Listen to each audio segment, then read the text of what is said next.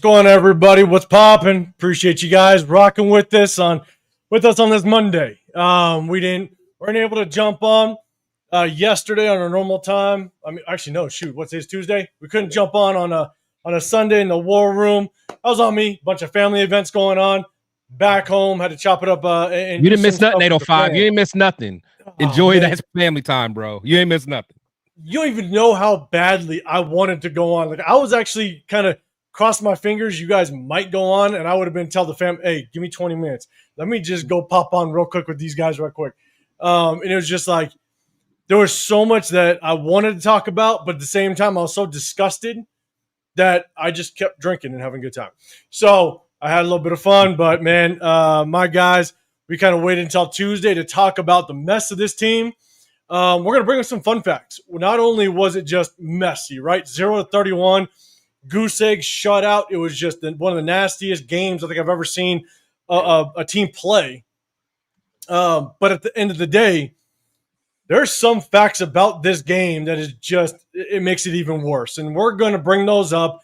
And chat, we want to know just kind of what your reaction is to some of these fun facts, I call them. We're going to bring them up in just a second. And at the very end of this, we're going to talk a little bit about the trade rumors. Obviously, going to the bye week, there might be some noise that goes on. There's already been talks about Jakobi Meyers. There's some stuff going on about Maxx Crosby. We'll talk about that as well. But we're going to jump on here and talk a little bit about this goddamn game and just the state of the Raiders as we go into this bye week. So we appreciate everybody popping in with us in the Raider War Room. If you can, double tap that screen, hit that like button. Subscribe. We do a sub-only chat, show appreciation to all of our subscribers. But I got to say what's up to my guys, man. Chris, what's happening, man? How you feeling?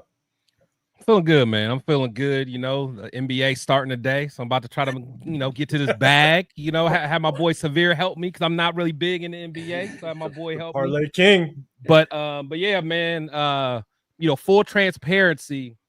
Severe was ready to rock out on Sunday. I just ain't have it in my heart. I'm going to keep it real. I ain't have it in my heart. And Severe wanted to, and I felt bad. But, man, when you just chilling with the fam and you just watch that performance, I don't even feel like talking about them bums, man. So, But, yeah, I'm the reason we didn't go, this weekend. I'm sorry. But it's hard, man. The motivation level is just like the Raiders on the field. And it's bad when family members that are all 49er fans just bask in the happiness when my Raiders lose, right? They're just like, yeah, you see, you could have been a fan over here. And then that Sunday night game, the Niners win, right? With all the injuries and stuff. But, like, they literally will just enjoy the fact that my Raiders are losing. I'm back home. I'm watching it. And that game, my entire family was like, we actually just feel bad for you. Like, there was no more hate. There was no more shit talking. It was just like, damn, that sucks. You think you got it bad? All my people are Browns fans, and they feel bad for me. Oh, my They feel bad for me, bro. When my little niece and nephew that I was hanging out with, they're all 49er fans, like, they were looking at me going, Uncle, you okay? And I'm like, damn it. No, I'm not. Oh, baby girls ain't getting no candy either. Oh, nothing. Man, they ain't been look at no candy. Halloween is canceled. Halloween is canceled too. my parents got a park about 5 blocks down the street. I sent them with their uncles, and they went to the park. I said, "There's no game on tonight, right now. Go to the park, have fun." Yeah. Oh, our offense was so bad. 805 was confiscated candy he already gave him. Exactly. I gotta take this back. I gotta take this.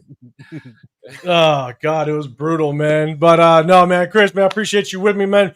Make sure you guys head over wherever you're at. Double tap that screen, but go to Chris Protect Show podcast, man. Always throwing out fire stuff for you guys. Severe, what's going on, man? How you feeling?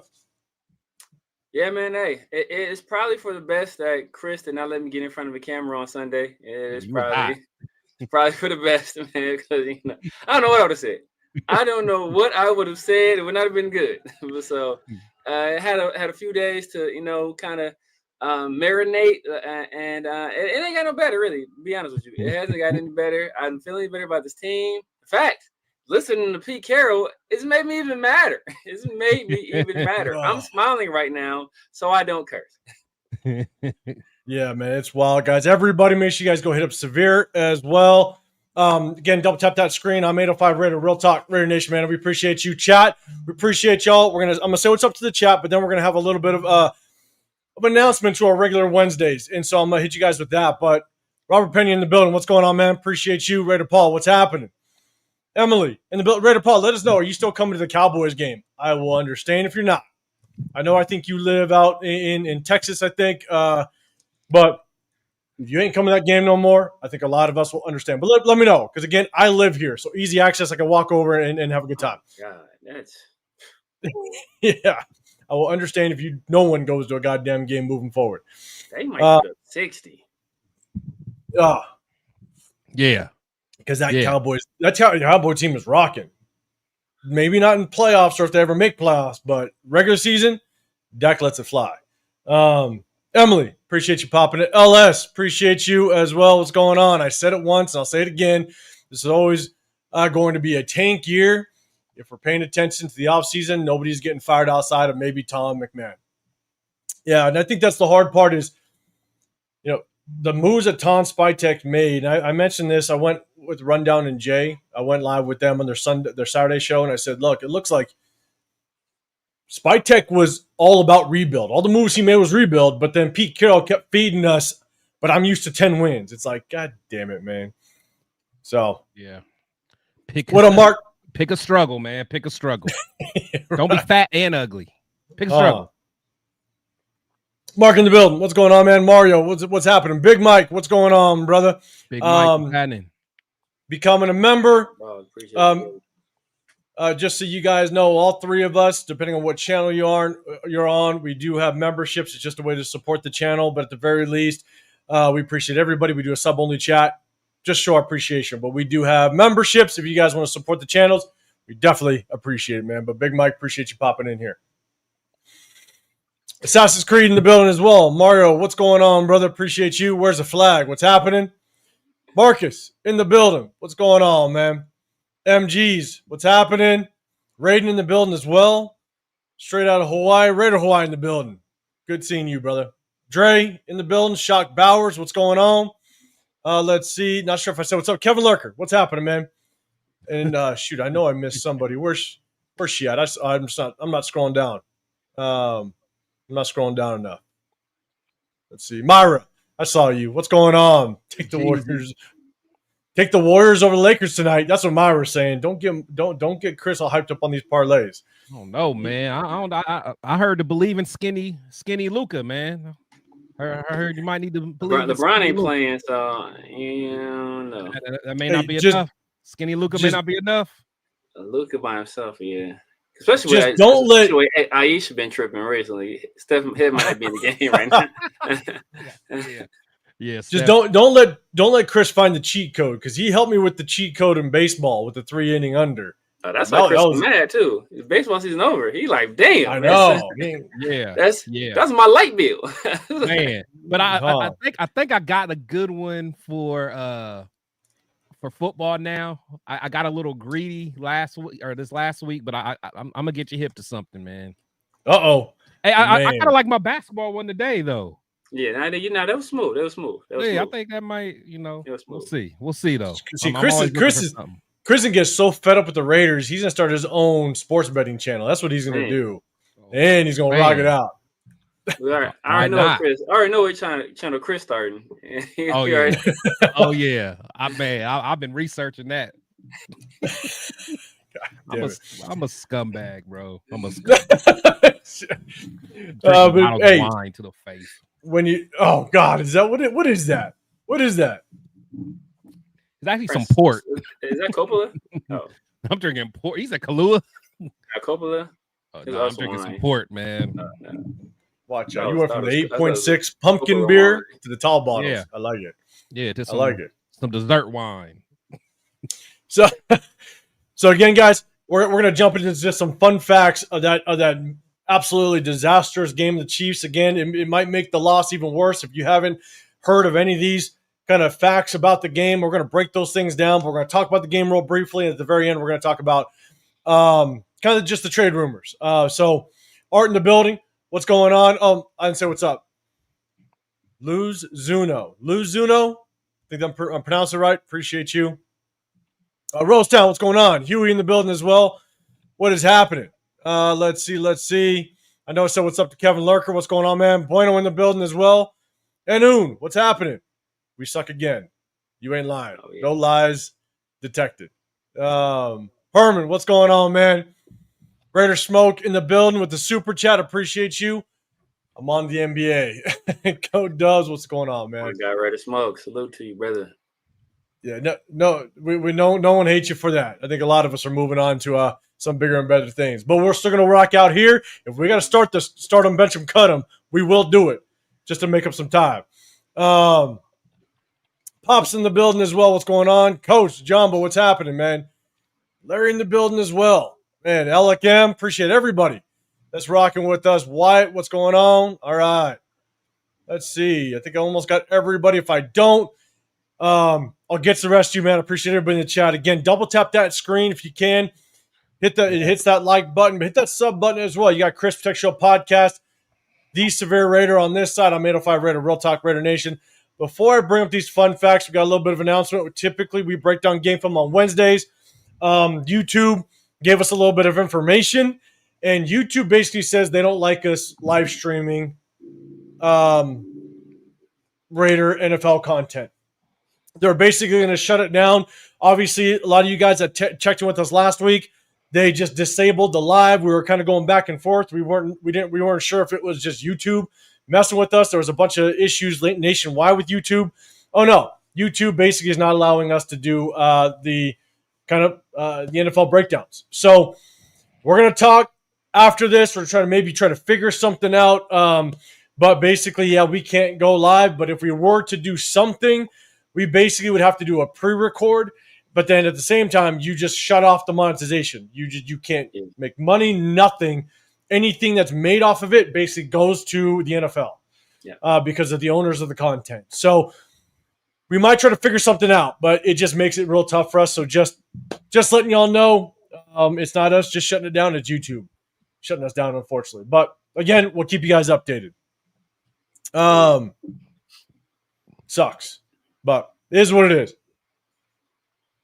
So, yes, and like Mark says, hit that notification as well, guys, so you do know when we hit you guys with more content. We're still going to be rocking. No matter how ugly it looks, we'll still be rocking, without question.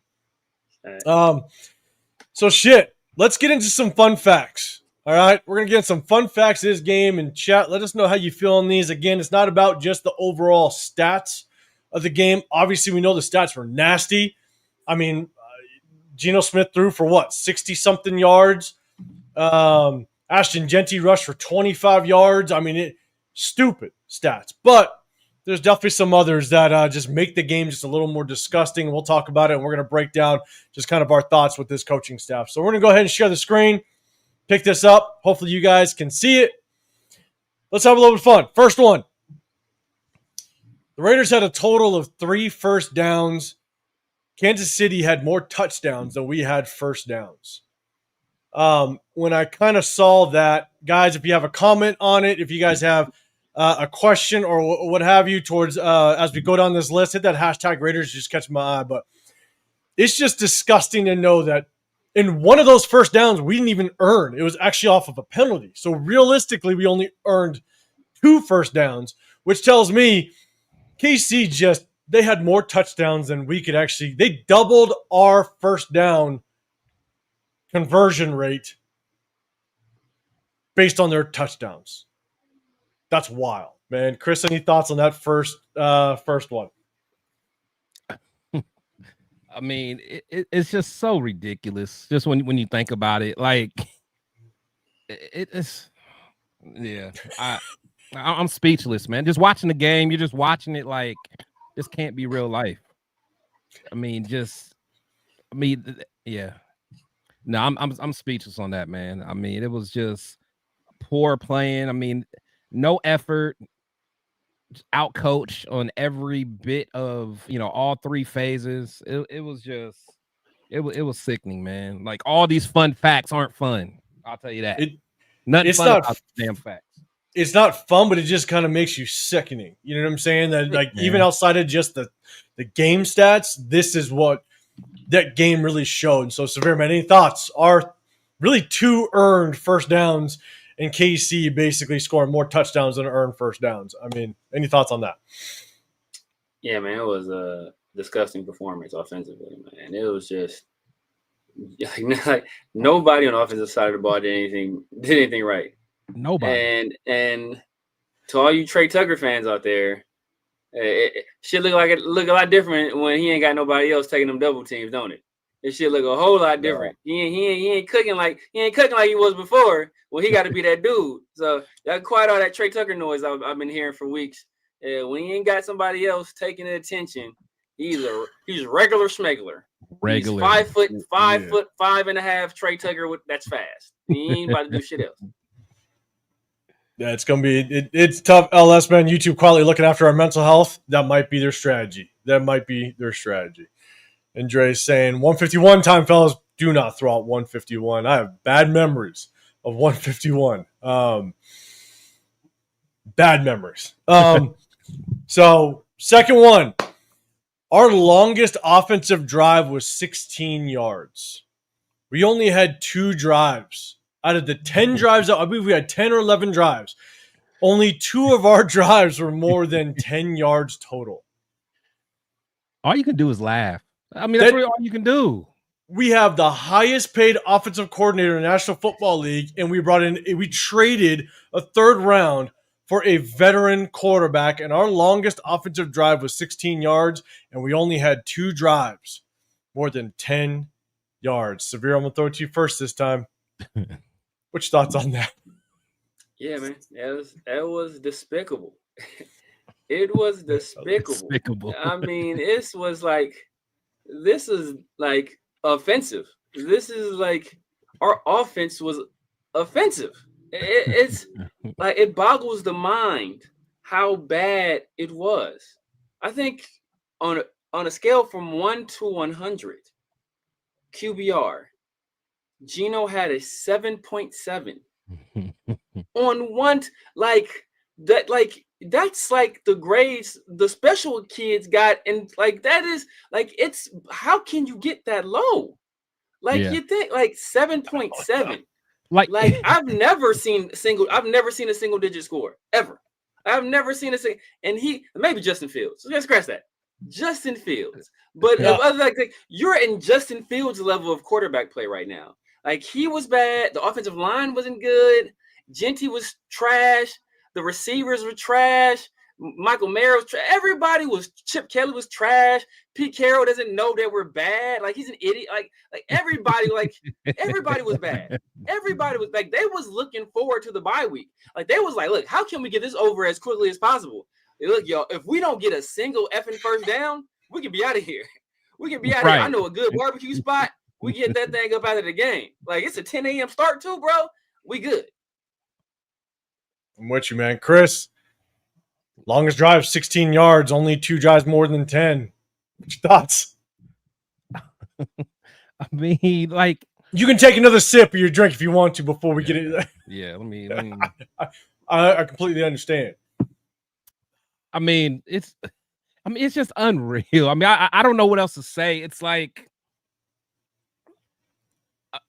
I mean, like Severe was nice enough to say this is Justin Fields' area. This is Jamarcus Russell world right here.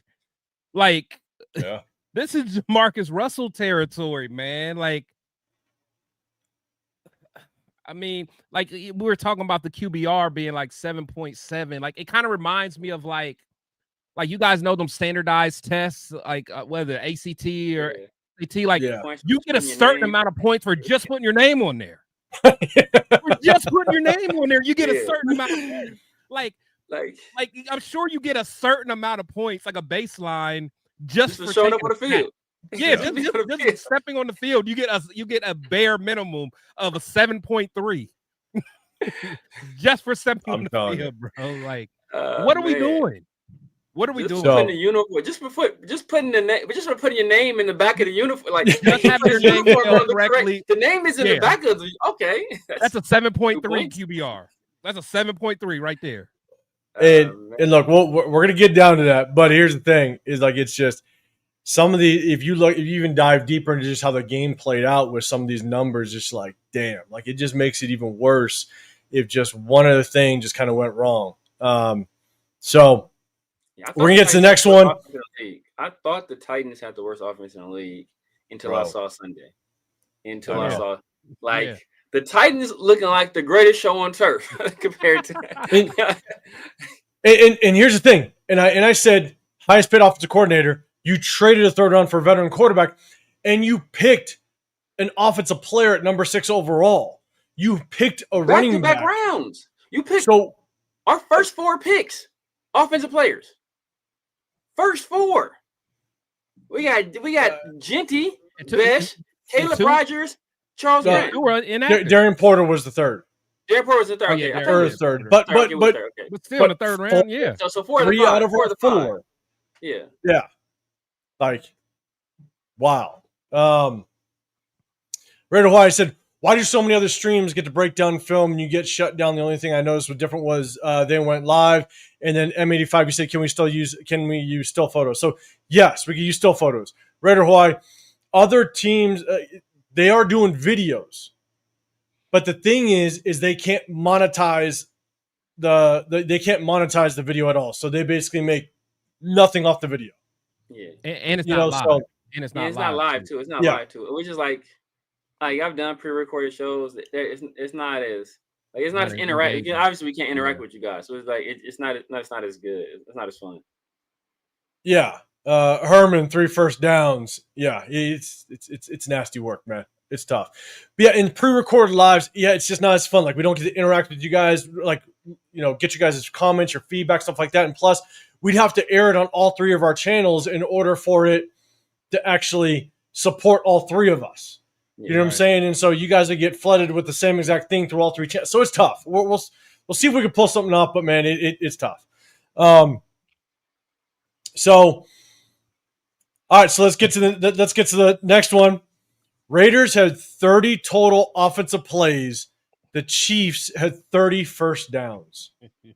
So the Chiefs had just as many first downs as we had total offensive plays. And I looked this up, and this is literally a record since the Super Bowl era of like top 10 lowest amount of offensive plays ever ran in a football game. And I'm just sitting there going, how the hell did the Chiefs had just as many first downs as we had total offensive plays? That's absolutely wild. It's insane. Chris, any thoughts on that one? I mean, I wish I had something for you, man. I wish I had something for you.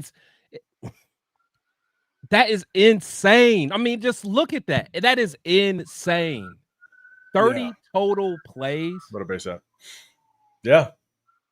It's like, but and then 30 first downs is wild. Like you usually see like in the high teens of first downs, right? If you had a good day. Yeah. They're probably I don't even know how many yards did they average per play, I wonder. I think it was 7 point, which means that it was, I mean, you look, and that's one, I didn't put it up here, but that's one stat of, I think we had 17 minutes of possession and they had 42. It's like, that tells me that you really didn't have a bunch of big plays. They had 1 or 2 big plays, but outside that, it was just 11 play drives up and down the field constantly.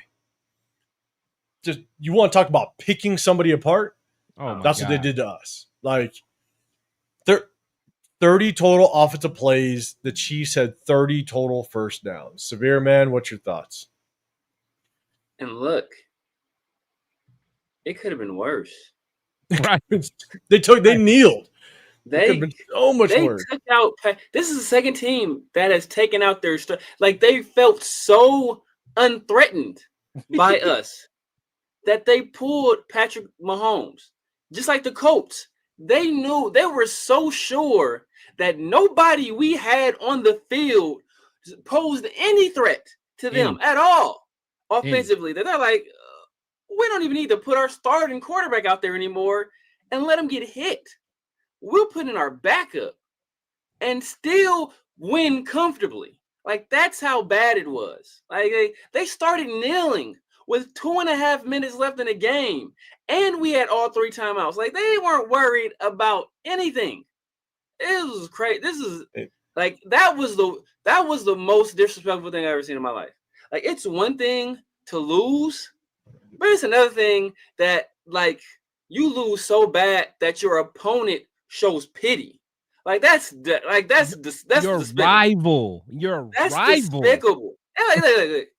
We ain't even right, but at one point, it takes some balance for there to be a rivalry.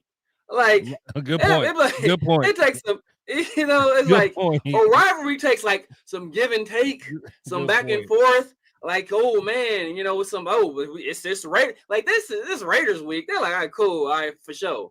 Like, I'm about to pad my stats. I'm getting paid off of this. Yep. I'm looking at them. What's my incentives on my contract? Bam. Raiders week coming up. We about to hit them. Like, it's not even a rivalry no more. This is ridiculous. That's a good point. It's not. And Herman Munster, man, what's crazy is I went to that Vikings game with AP, and you thought that we could actually we got more than 3 first downs. Like, we actually moved the ball a little bit. We just couldn't get in field goal range. So we would move the ball a little bit, and then it would be an interception or turnover. Like, something happened. So, like, you still had faith kind of towards the tail end of the game that we could move enough to get it into field goal range. This game, I think we had zero faith the entire game that the offense was going to do anything. I think this was, in my opinion, 100 times worse than KC. And again, I was at that Minnesota game. So, yeah, it's crazy. What up, Kenny, P99, what's going on, man? It is pathetic. What up, Dixon? What's going on, brother? Amik, man. I'll make a quick point before we get to the next one. That's the hard part about, I understand, like, you hate shuffling up head coaches, right? And you hate, because once you shuffle a head coach, that means that they're going to bring in their own players, right? Yeah. The thing about the rivalries that we have, the KC rivalries, the Broncos rivalries, right? One of the reasons why I hate the fact that we moved on from Amik, not because I thought he was going to be just a shutdown corner or a great nickel guy, whatever, but that was coming off of the season that we beat Kansas City on Christmas Day. Yeah. And when you can hold on to at least some players that know what that feeling's like. Right. Yeah. Like, when you can hang on to players that understand what that rivalry is about and just get that feeling, that can basically share that feeling amongst the locker room, you want to hold on to those guys. You want guys that can literally explain to the new guys in the locker room that say, look, we beat the piss out of them on Christmas. We're going to do that again. Yeah. You know what I'm saying? But when you switch everything up and nobody knows that feeling, nobody understands that feeling, and you can't carry that momentum to the next season, that win means nothing anymore. And so that's one of the reasons why I wanted to keep Amik. Again, not because I thought he was going to be a shutdown corner. I still think he was serviceable. I think he still could have been extremely good competition. But more importantly, you can hold on to some players that know that feeling of beating the piss out of Kansas City and carry that momentum and that vibe. But we gutted it. So Kevin Lurker, yeah, he's doing pretty good over there. All right, let's go. Next one. And Chris, I'm going to throw this one to you first. The Chiefs' longest touchdown drive was 94 yards. The Raiders had total yards, offensive yards, of 95. So the Chiefs basically got as many offensive yards in one drive that we got the entire game.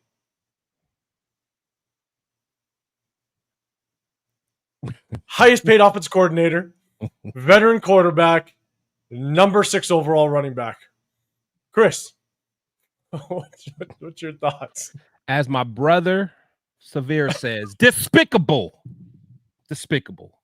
It's like, I mean, you can't make this stuff up, man. You really can't. You really can't. And I don't know, man. I really wish I had better takes. It's just all I can do is shake my head, man. We're talking about one drive. One drive is more than what we can put on the field for the whole entire game. And when I don't saw care about that injuries, I don't care about none of that. Injuries happen every day, B. Like, what are we doing? What are we doing, man? It's crazy. When I saw that was what made me be like, all right, we're gonna put some fun facts out there. And I started looking even deeper, and I was like, holy shit, this is a mess. So the fun facts keep going. Oh, we still got more, guys. We got more. Oh, we got more. Oh, we got more. Severe man, thoughts on it? Longest drive, 94 yards, and that's what the Raiders could get all game long. It was despicable. Despicable, disgusting, deplorable, delinquent, devilish, downright bad.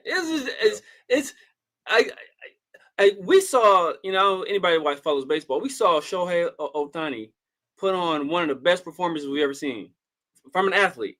The guy struck out 10 batters as a pitcher, hit 3 home runs, led his team to the World Series. For as good as that performance was, this one was equally as bad. Like, that means, that fun fact essentially says, after that one drive, the Chiefs could have just packed it up for the rest of the day and be like, all right, we good. We good. Like, we're done. We're done here. We've done all we need to do. And guess what? They would have been done because we couldn't score. So that's all they needed. That's all they needed. That's it. That is it. And Myra, I think you're pointing it right at Chris. Sickening. Will Johnson got picked in the second round. You had to kick a man while he was down, Myra. That's what you just did. Oh man, it is. All I have to say is this will never happen on Zamir White's watch. This will never happen on Zamir White's watch. But seriously though, the one guy who has recently had success against the Chiefs, the one player that's like, all right, you know what, he had a good game. Why is that guy not active at all? Like, even if you don't think you're going to need him, he recently had success against the team in the similar situations. We couldn't complete a pass for 3 quarters that game. We spent a whole 2 damn quarters this game not being able to complete a pass, but yet and still, Zamir White was still effective. That guy, you don't think, you know what? Let's just bring him just in case. We may not need, I might not need the 38, but I'm going to have it on me. I'm going to have it on me just in case. Just in case. Just bring it. Hey. Bro, you go, Severe, you're going to a family reunion. I know my cousins. I know my cousins. I'm going to have it. But look, we didn't even bring it. Makes no sense. It doesn't make no sense. I'm with you. I'm with you. All right, man, you're saying Raiders. Oh, you're saying, okay, still shot the beginning of the play, then draw it on IT, and then show us the still shot of the play after and talk about it. That's an option, but I'll tell you right now. That's too much for. If you, the game will play on Sunday, can probably have it ready by Friday. It's just, it would be, unless I just clip certain plays, which again could be an option. Yeah, how many plays could we really do though? Unless there was some. But the thing is, it'd be different if the Raiders were in some good games and they were just key plays that got us, that key 3rd and 19 that we got and we won the. No, we're getting belt the ass, man. So yeah, man. Yeah, that's why we'll try to figure out something up behind the scenes. But again, because look, it's something that we love to do. It's something we enjoy. Again, sharing with you guys, and you guys giving us the feedback. We want to keep rocking, but again, we're gonna have to figure out a way to. I thought I tricked you too, but apparently not. So we'll talk about it after. So hopefully we still bring something to you guys. Andy Reid felt bad for us. Yes, he did. He did, and that's wild that a division rival. No, he didn't. He ain't felt bad for us. He ain't felt bad. Kneeling the ball with 2 minutes and 42 seconds he ain't left. Felt bad for us. He knew what he was doing. And the fact that Minshew was our quarterback last year, and he put Minshew in, and honestly, the whole vodka on the sideline, he knew about all that stuff. Was that really vodka? It probably wasn't, but still. But I was like, baby. Jesus Christ, man. It's provocative. It's provocative. People going. My take, you're saying, was that game worse than the Saints game when we couldn't pass the 50? I was at that game too. I was at. I think this is. Okay, I'm gonna give my take on it, but yeah, go ahead, Chris, you go for it. Now, you want me to start? Yeah, go. You go for it. Because I was at that game, man. So, but see the difference though. The difference with that game, the night before I was in New Orleans. So whatever so you're hungover. Sunday, you're hungover. Whatever, you're already bro. mad. I was in New Orleans, so whatever, bro. Whatever. No, but that Saints game was rough. But I mean, this game, it was just uninterested. Like it was just a vanilla milkshake. It was mayonnaise. It was cream cheese. It was horrible. It was just a whole bunch of blandness, man. It was like it was just, I don't know, man. Just thinking back, I think this game was worse, honestly, because there was no hope.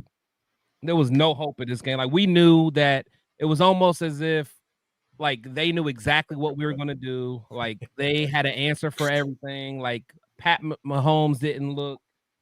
I don't even think the dude sweat. You know what I'm saying? It was sickening, man. It was sickening. It was just. I'm glad I didn't go to that game.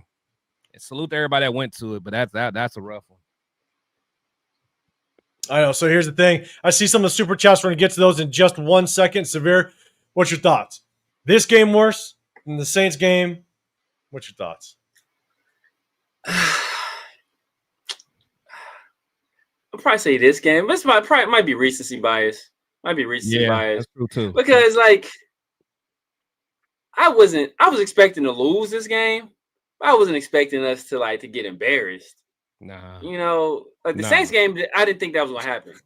I didn't think we was gonna go out there and not cross the field. But that never occurred to me. So that's what makes that game so bad. This game, I knew we was gonna lose. Like I already knew. But just to the degree that what we lost to, it's was that Josh McDaniels? No, that was all. That was the interim. That was AP interim. That wasn't. No, that might have been pre. I was thinking that was pre Josh. I think that was Gruden. I think that was Gruden. I want to say that was Gruden. It was still Carr. I want to say it was Gruden. Or was it Bisaccia? Because it may have been Bisaccia actually. Maybe. Hold on. Am I tripping? I thought it was more recent than that. Nah, it was like. I mean, it was Carr, so we know that's. It was for sure Carr, but that's 4 years. Exactly. Carr been here for years, so that's why that one was so bad because I wasn't expecting that type of embarrassment. Because the Saints were bad that year, if I remember right. Yeah, but I think Dennis Allen was their. Oh no, was Sean Payton still a coach? Sean Payton was a coach. Nah, was gone. Dennis Allen was the. Dennis Allen was no, because he was a D coordinator. No, he was a D coordinator. He took over as head coach. It was the 2022 year. So 3 years ago. That was. That was Josh. It was Josh. That was Josh. Okay, that was Josh. Okay, I thought it was a year before that. Okay, so damn. So let's wait. But was that after he got fired though? Because AP that may have been AP time then. Because didn't Josh get fired week 4 or 5? He got around fired. The Detroit game. The second year, the Detroit game. Yeah, he got fired around this time. He got fired Halloween. He got fired on Halloween. He got fired on Halloween. It was on Halloween. It was basically on Halloween. Yeah. But this game's still worse. This game, I don't want to say this game. This game was worse. Just because this game was worse, man. Just the embarrassment. My guy LS had to wake up at 4 o'clock in the morning to watch this. Shout out to LS. LS had to wake up at 4 o'clock in the morning. He was doing 10 ups that early, man. 4 o'clock on a Monday morning to watch the Raiders get their teeth kicked in, man. That is all bad. All bad. It's all bad. I still, man, I think this one is just so bad because look, that Saints game, you could see that there's issues and stuff like that, right? Yeah, you had Derek Carr, stuff like that, right? Problem with this is that There's so many different things you can point to that is just the problem with this team. But you can't pinpoint it to be like that is the problem. You could point to 7 different things. Yeah. That's an absolute problem. Yeah. And we have the highest paid offensive coordinator. We traded for a quarterback. We picked a running back like number 6 overall. It just everything that has led up to this moment is like I've never seen the nation so united about we are a shit show. You usually have those ones that are like, hey, just trust the process. Yeah. Hey, you're not a fan if you think we suck, blah, blah, blah. Like everybody wants to do strategic substitutions now. Hey, everybody, look. I'm gonna say, look, hey, I'm starting a campaign, baby. But I would not say everybody. Man. Everybody may not be on the we suck. There's some people that still want to call the red butts. Yeah, Chris knows what I mean. They still think they call the red. Oh, man. Smooth OGC. But here's the thing. I think this loss sucks just because honestly, like it puts the season in the bag at week 7, which is wild. Week 7? Are you kidding me? It was 3 weeks ago. I told y'all we weren't going to win the week 7. This is true. Shout out to you. Look, I thought I was crazy. The fan base now knows it's officially in the bag, right? Coach, our boy Coach, he called. Look, outside of Tom Yakenberg nonsense, Coach been right about it. He was right about this entire season. He really was. He called this like he was like, bro, this is a waste. Like, I don't know what y'all watching this for. He said it part of week 1. And even after the win, he was like, it's only a matter of time. After week 1, everybody's like, yeah, we got a quarterback. And yeah, we got it. He was like, watch. Yeah. He said, I don't even watch the game. This train is never late. He held strong to it. C-Pole throwing a super chat out there. Appreciate you. So does the fire sale start? I'm going to say fuck it. Yeah. Chris, thoughts? Does the fire sale start? It has to. I mean, I'm rocking the Maxx jersey, man. But at the end of the day, like I love Maxx, love what he brings to the table. But we are 3 years away from being a good team. 2 years from being somewhat competitive. What's that put Maxx at from age range? Like we are wasting Maxx's his prime years, man.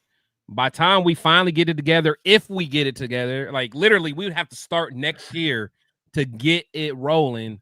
By the time we get to the point where we can be a playoff team, Maxx gonna be Pete Carroll's age, bro. Like, man, let's get what we can get for him. And I hate it because I love Maxx. Don't do Maxx like that now. Don't do Maxx like that. Free the man, bro. And I hate it. And I hate it because Maxx is a real Raider, man. But Maxx gave everything. He gave everything for this organization. We did him wrong, bro. Look, man. First of all, don't disrespect Maxx like that. Pete Carroll is the only coach in the league to have drank from a whites-only water fountain, bro. As long as you haven't disrespect Maxx like that in your life, man. Like, man, the Raiders have been 3 years away from for 3 years. Like every year they're 3 years away. We 3 years away from being 3 years away, bro. Like we've been that for like 20 years. Like we've been 3 years away for 20 years. Like it ain't happening. It's not gonna happen. I don't see it in our future. Call Miss Cleo, call me now for your free reading, and she gonna tell you the same thing. It's not happening for us, brother. Like we're just not good. Like no matter what we do, we handed it to Reggie McKenzie.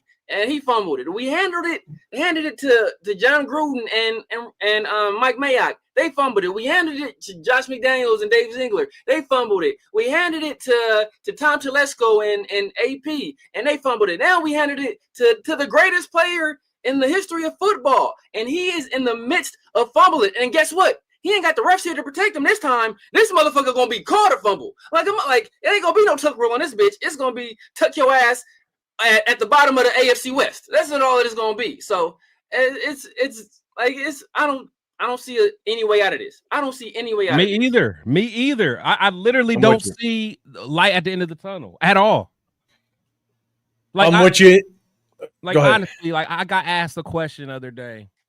Like, Chris, if you were handed this team and you could own it, like, literally, what are some of the first moves you would do? Like, it's so much wrong. Like, that it seems like such a simple question, but like my answer would have to be so complex because we're so bad. I can't even just give you a simple answer because our dysfunction is so deeply rooted. I don't even know where to start. I wouldn't even know where to start. I really wouldn't. I mean, we are that bad because it is so layered on how bad we are. Where do you start? Well, we asked that question just a couple weeks ago, and the thing is the only thing that we could think of is hit that rewind button and go back to prior to the off season, prior to free agency, prior to the draft, and we would do things completely differently. Yeah, and that would have been potentially a better outcome. Now, we're not saying, you know what I'm saying, like playoffs, Super Bowl, but better than this, right? And so it's like you got to hit the reset button, and in my opinion, I think that's what it is. You kind of hit the reset button, unfortunately, because the thing is, then if you trade Maxx, are you cool with putting those draft picks into Spytek and Pete Carroll's hands? Like that's right. That's right. It's such a loaded question. We could probably have an entire show just on that. Right. And so, right. But C-Pole, appreciate you. Let's get to the next one. Ruben Russ throwing a super chat out there as well. He said, what happened to our week 1 team? The Pats are a decent team, and Geno was threading the needle. Raiders are the scariest thing to watch in October. I got this one. Go for it. Salute, Ruben. I love what you said. The thing is, we got lucky and caught the Patriots when we caught them. We're lucky that we got them week 1. If we would have played them any other week, it would have been belt to ass too. Because as we know, you know, trying to understand Josh McDaniels' playbook sometimes can be a little complex with a young quarterback. But now look at Drake May. Looking good. That defense under old buddy, they're looking good. So we are lucky the way the schedule was just kind of shaped. Like we caught the Patriots at the right time. If we would have caught them any other week, we would only be 1 game up, or we would only have 1 win. Guarantee it. The Patriots are rolling, and they might mess around and slip into the playoffs, bro. And that Patriots game was as even of a matchup as you can really imagine because of just brand new head coaches, brand new offensive coordinators, defensive coordinators, brand new personnel. We had a veteran quarterback. They had Drake May, a second-year quarterback. We had to travel to the East Coast, so it's a little bit of a downside for us, but it was as even of a matchup as it got. The only thing that I will say is it's coaching. It's purely coaching. When the Patriots do this and we do this, that's called coaching. Severe, man, thoughts on that? Yeah, I mean, you know, like we caught like Chris said, we caught him at the right time. Drake May was adjusting to the new playbook. Obviously, they were getting used to these new weapons. You know, and Geno just had the hot hand that day. You know, he was on point. He was playing with confidence. We're a completely different team, but both Jakobi and Brock were at their pinnacle in that game. And, you know, obviously Brock has been less than that ever since, and we've been missing him. And I think that, you know, the reality started setting in for Jakobi that, you know, this team is not going to help him get what he wants in free agency, and they haven't been helping him get what he wants in terms of a trade either. So I think there is some definite, you know, a pullback of effort there. I don't think he wants to be here. I think he's made it known he wants to be here. I think they asked him earlier today, and they asked him, did he still want to be traded? He was like, hell yeah. Like, I still want to be traded. Nothing changed. Like, it ain't nothing changed. So, you know, like, so that's just what it is. But, you know, now that the Patriots are kind of getting acclimated to the guys that they have, they a lot of new guys, new places. Antonio Gibson, Travion, obviously Ramondre is still the number 1 guy, getting used to Stephon being out there. You know, Kayshawn's been playing well. Like there is a lot of moving parts. But now they've got to figure it out. So yeah, if we played them now, it'd be bad. It'd probably look like the Colts game.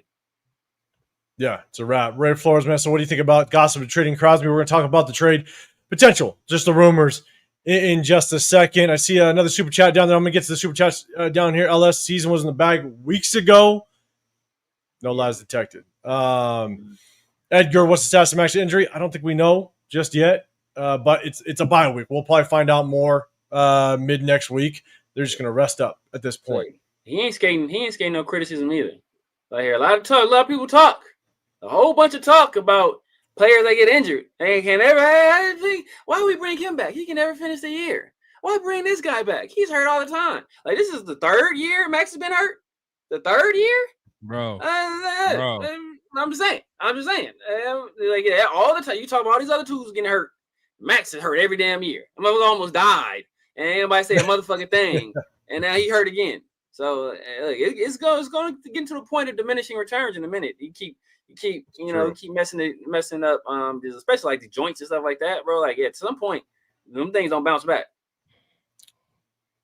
Yeah, LS, man, you're saying we're not even going to get 4 wins. I predicted that prediction looks safe without question. And I don't know if we're going to be able to get into quarterback talk on this one because we want to get to this, but at the same time, we want to talk about the trade stuff. But real quick, I know Severe, you're paying real quick some attention, man. Just top quarterbacks you're looking at. College. Still my top guy is still Dante Moore. I'm starting to take a look at Ty Simpson. Mensa from Duke is another guy I'm looking at. He's like more a later round guy. Who else? Mateer is a guy I'm starting to look at a little bit. Nico's been playing really well. I know Chris has been Chris's boy for a minute. He's playing a little bit better, but part of the reason he's playing better is because they kind of simplified the system. So like, I still worry a little bit about processing stuff at the NFL level. But in terms of talent, just talent for talent, outside of Sellers, I would say outside of Sellers, Nico might be the most talented quarterback in college football. He's 6'7", can run, probably might have the top 5 strongest arm in all of college football. He's athletic, can move, but it's just that the other things that you kind of worry about with him. That's true, man. Ruben throwing a super chat out there, man. I appreciate you. You're saying we won't fire Pete, but if we trade Maxx, he'll be forced to retire. He doesn't fit the timeline of a rebuild. If we want a young coach like Matt LaFleur, Rams OC, or Joe Brady, need the draft capital to make the job desirable. True. Absolutely. It's something that we've said on this on our lives, on these shows multiple times. I've said it's like when you get a 74-year-old head coach, it's not like he is not going to be here long enough to rebuild. No. And so the timeline, the whole trust the process thing, that doesn't work with the 74-year-old head coach. The timeline basically it skips 2 or 3 steps. Yeah. And so you should have hit playoffs this year. You should have sniffed or hit playoffs this year, knowing that year 2, you're making a push, you're making a run. And I think that's why he went and got Geno, because he thought veteran quarterback, it can get this thing rolling. So you gave up a third for that. So again, it felt like all of Pete's moves kind of felt like, I want to win now, but Spytek was oh no, we're in complete rebuild. So yeah, 100%. I agree with you. And you're right. We saw that with Ben Johnson, and we broke this thing down in the war room as well. With Ben Johnson, he didn't come here because either we weren't in prime draft capital to get the quarterback, or we didn't have the quarterback, and he went to the quarterback. So I think you're 100% right, and we've been on that same page the whole time, man. Chris, any thoughts on that? Yeah, no, for sure. I mean, I think, it's already going to be hard to get a good, coaching prospect here anyway. But, the main reason why we couldn't get a Ben Johnson is because of quarterback. We weren't going to be able to get that quarterback. That's why, probably Cliff, was okay with being an offensive coordinator somewhere else, because he knew we weren't going to get a quarterback. So, yeah. So I don't know, man. It's like you have to be in a position where you can get a young quarterback. And honestly, like I've been telling people, whoever our coach is, as much as we didn't, a lot of people didn't like the whole Gruden 10-year thing. It's like you almost have to give that whoever the new coach is, like, look, man, we are going to let you build this thing and we're going to go through the ups and downs. I know Mark kind of said it, like, hey, if you got to, stand behind the coach you hired. And he's kind of talking about Pete, but Pete's, 74 years old. But like whoever our next long-term coach is, you almost got to give him that 10-year, plan. And again, I know as fans, it's hard to trust anybody for that. But at some point, you just got to be like, look, man, we're putting it in your hands. We understand it's going to be a bumpy road. It's going to probably start off bad before it gets good, but build this thing up. And you just got to let it. I know we always say trust the process, but at some point, we're going to have to really trust the process. Again, I know me and Severe were kind of on the same page here. Like a lot of you guys really, really, really hated Josh McDaniels. And McDaniels did a lot of bad things.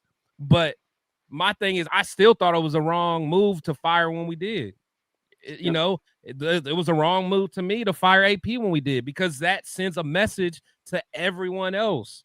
Like no coach is going to want to come into this knowing that there's no stability.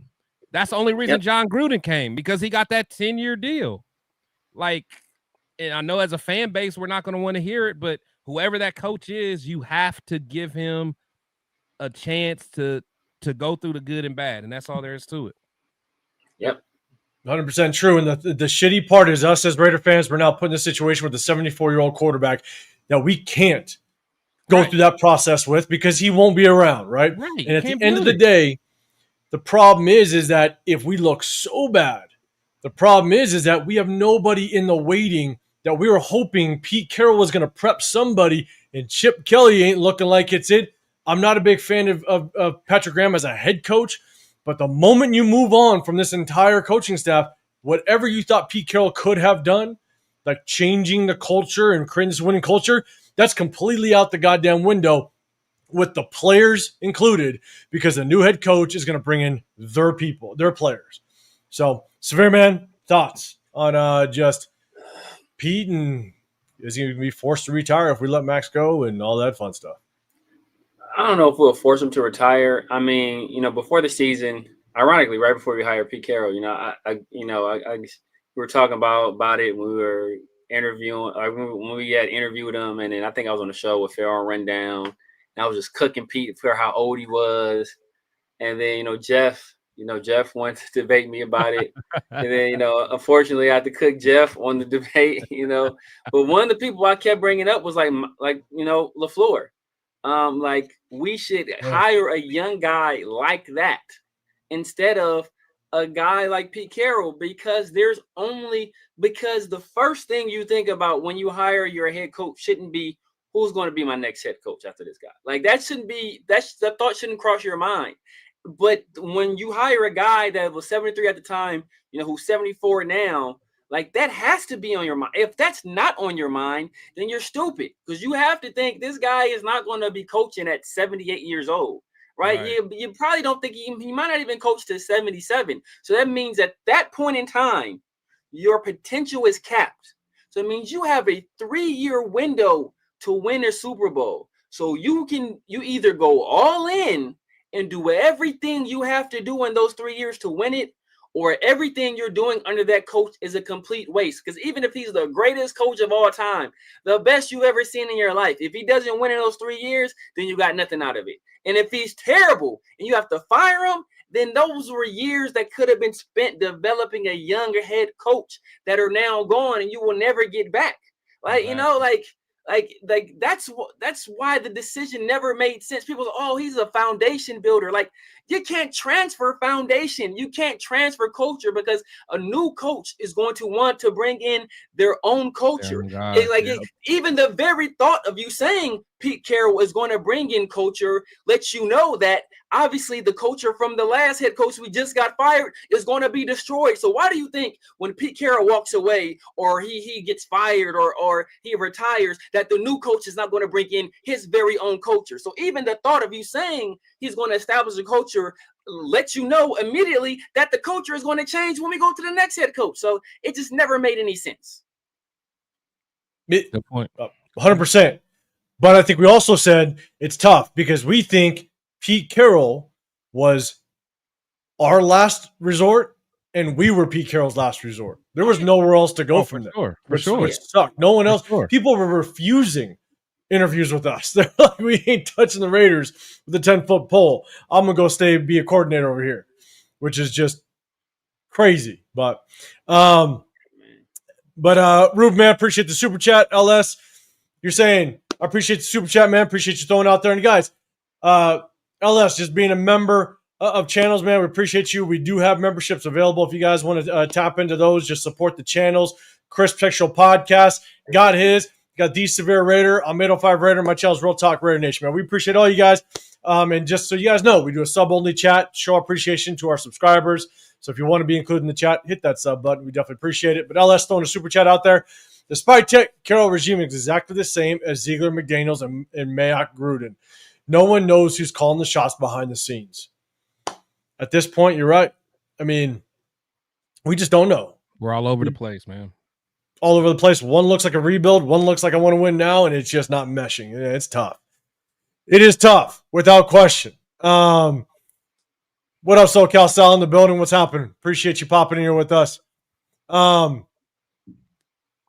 right, let's see. I think I see another super chat down there. We're going to get down there in just 1 second. We're going to throw this one out here. All right, and then the super chat, I'm going to get to it. Geno Smith, QBR 7.7. We already talked about it just a little bit. The only thing I want to point out is that Geno Smith has a QBR 7.7. Geno Smith had back-to-back games with 3 interceptions.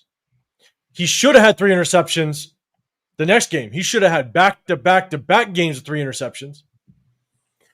But then the moment Kenny Pickett comes in and he fumbles the first snap, Pete Carroll gets pissed off at his presser. Pete Carroll gets up on that podium and says, God damn it, of course he fumbles the snap when he gets in. But not a word about Geno Smith throwing 20 million interceptions. Leading the league. You know what I'm saying? Like, there's been all these talks of favoritism. There's been all these talks about Pete Carroll just riding his guys. And the one time Kenny Pickett comes in, and who knows? I don't know if that was Kenny Pickett's guy. We traded for him. We gave him a 5th.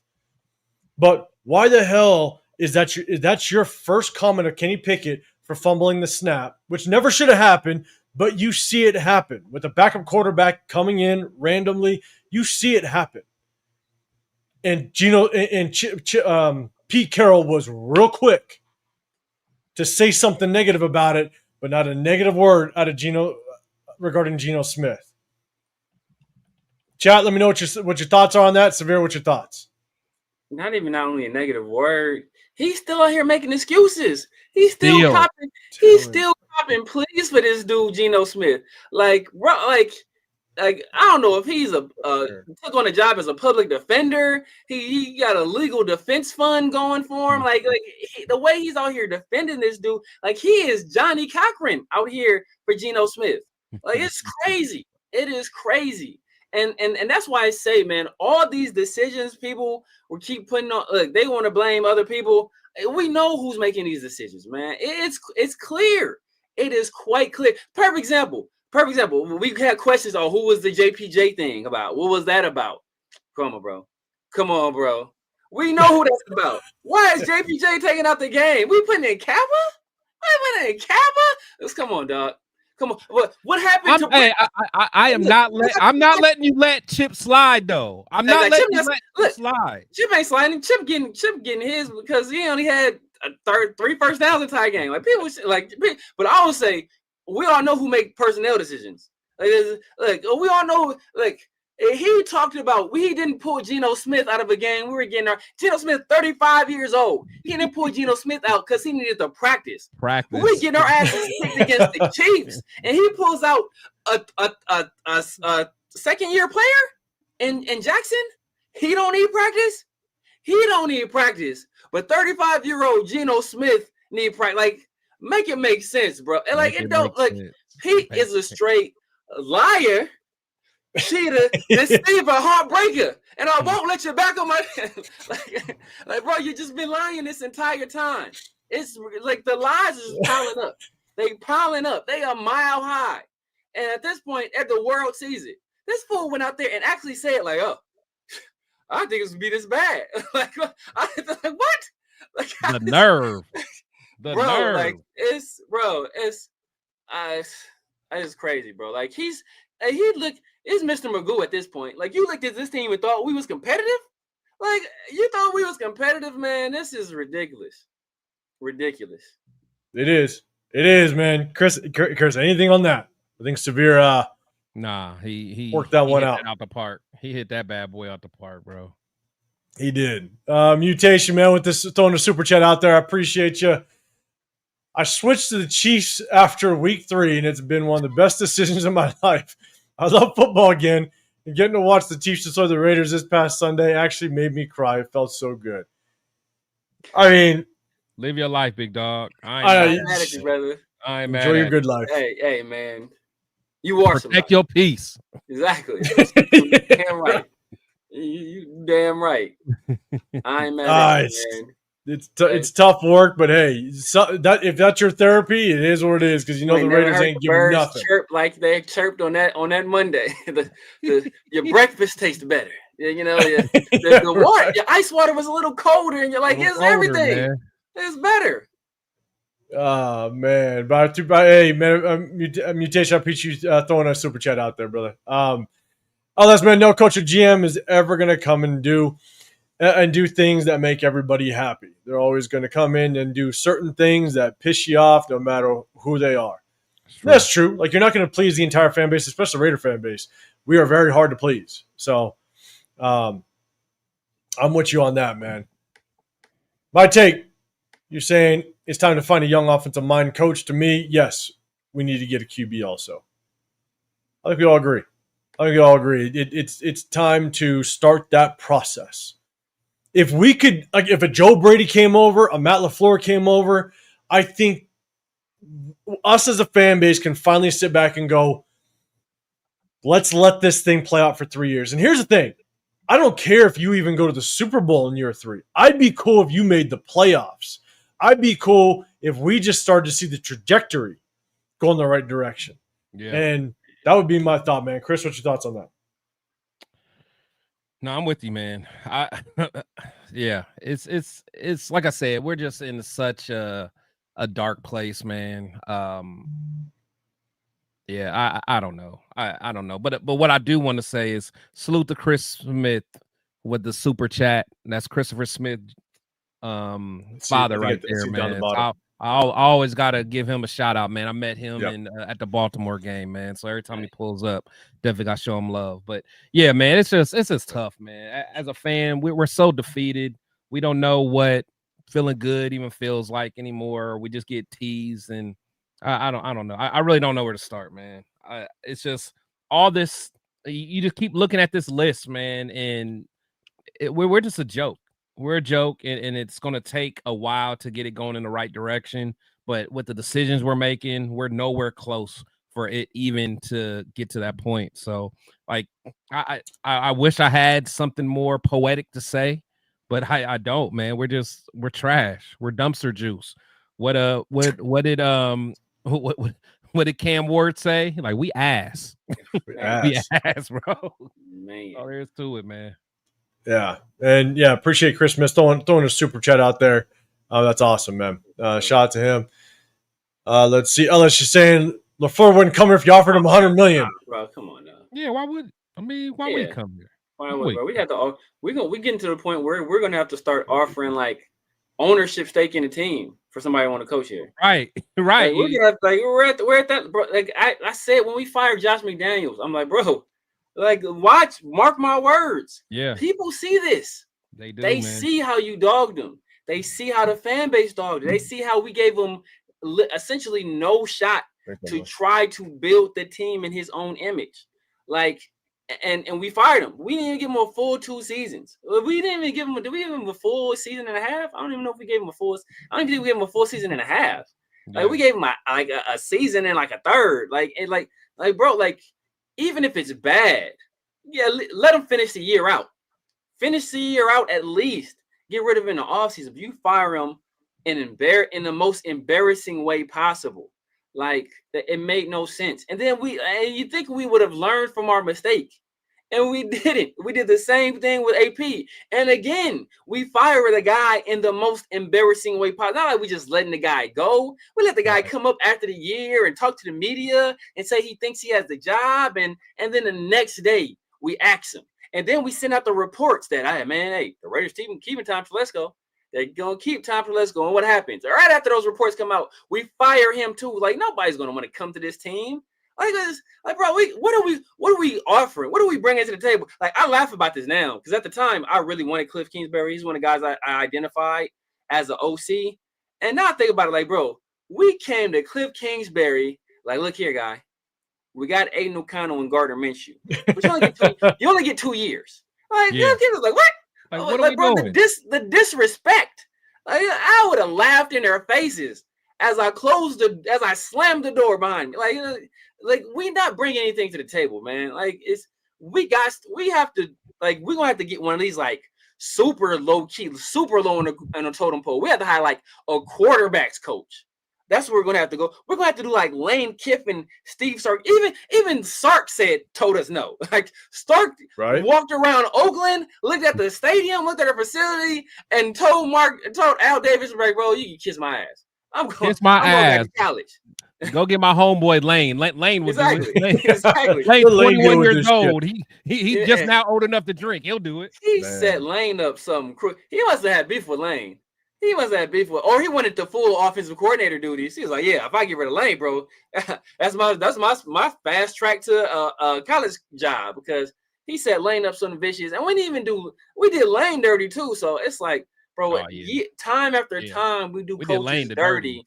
Yeah, do coaches dirty. Now, despite what you think of them as coaches, despite if they're bad, like, it's politics. At the end of the day, it is politics. You have to understand the coaches and agents. It is a fraternity. All these guys know each other. These agents work for other clients. So if you do one coach dirty, then you might as well cross off 4 or 5 other coaches, because they all have the same agent, and that agent is going to hold a grudge against you. Like, the politics game is real, and the Raiders have not been playing it correct since Al. Al's the first person to not play it correctly. Just back then we were so good that it didn't matter. It was a different league. Free agency hadn't been started yet. As soon as the second free agency started, we've been trash ever since. That's not a coincidence.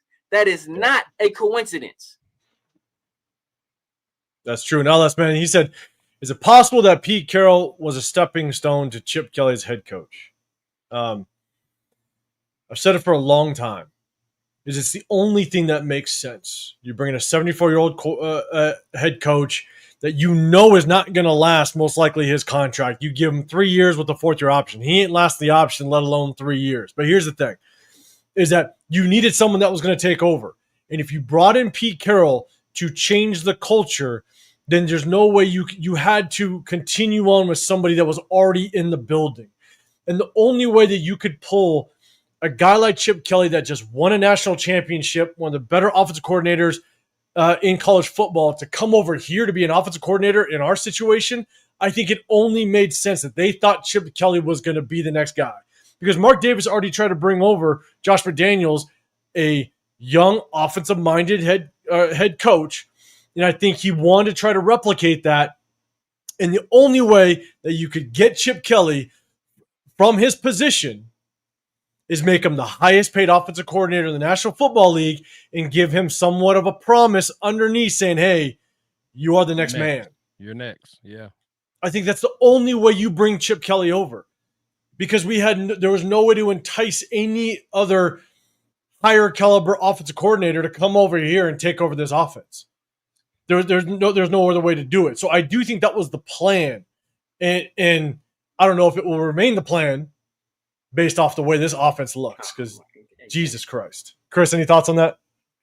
Yeah, no, honestly, I think you're right. I think that's why Chip Kelly comes, because I think he believes this is his chance to really get an opportunity. I think in his mind, I can turn this offense into something. Pete will probably leave in another year or two. Then it's my show.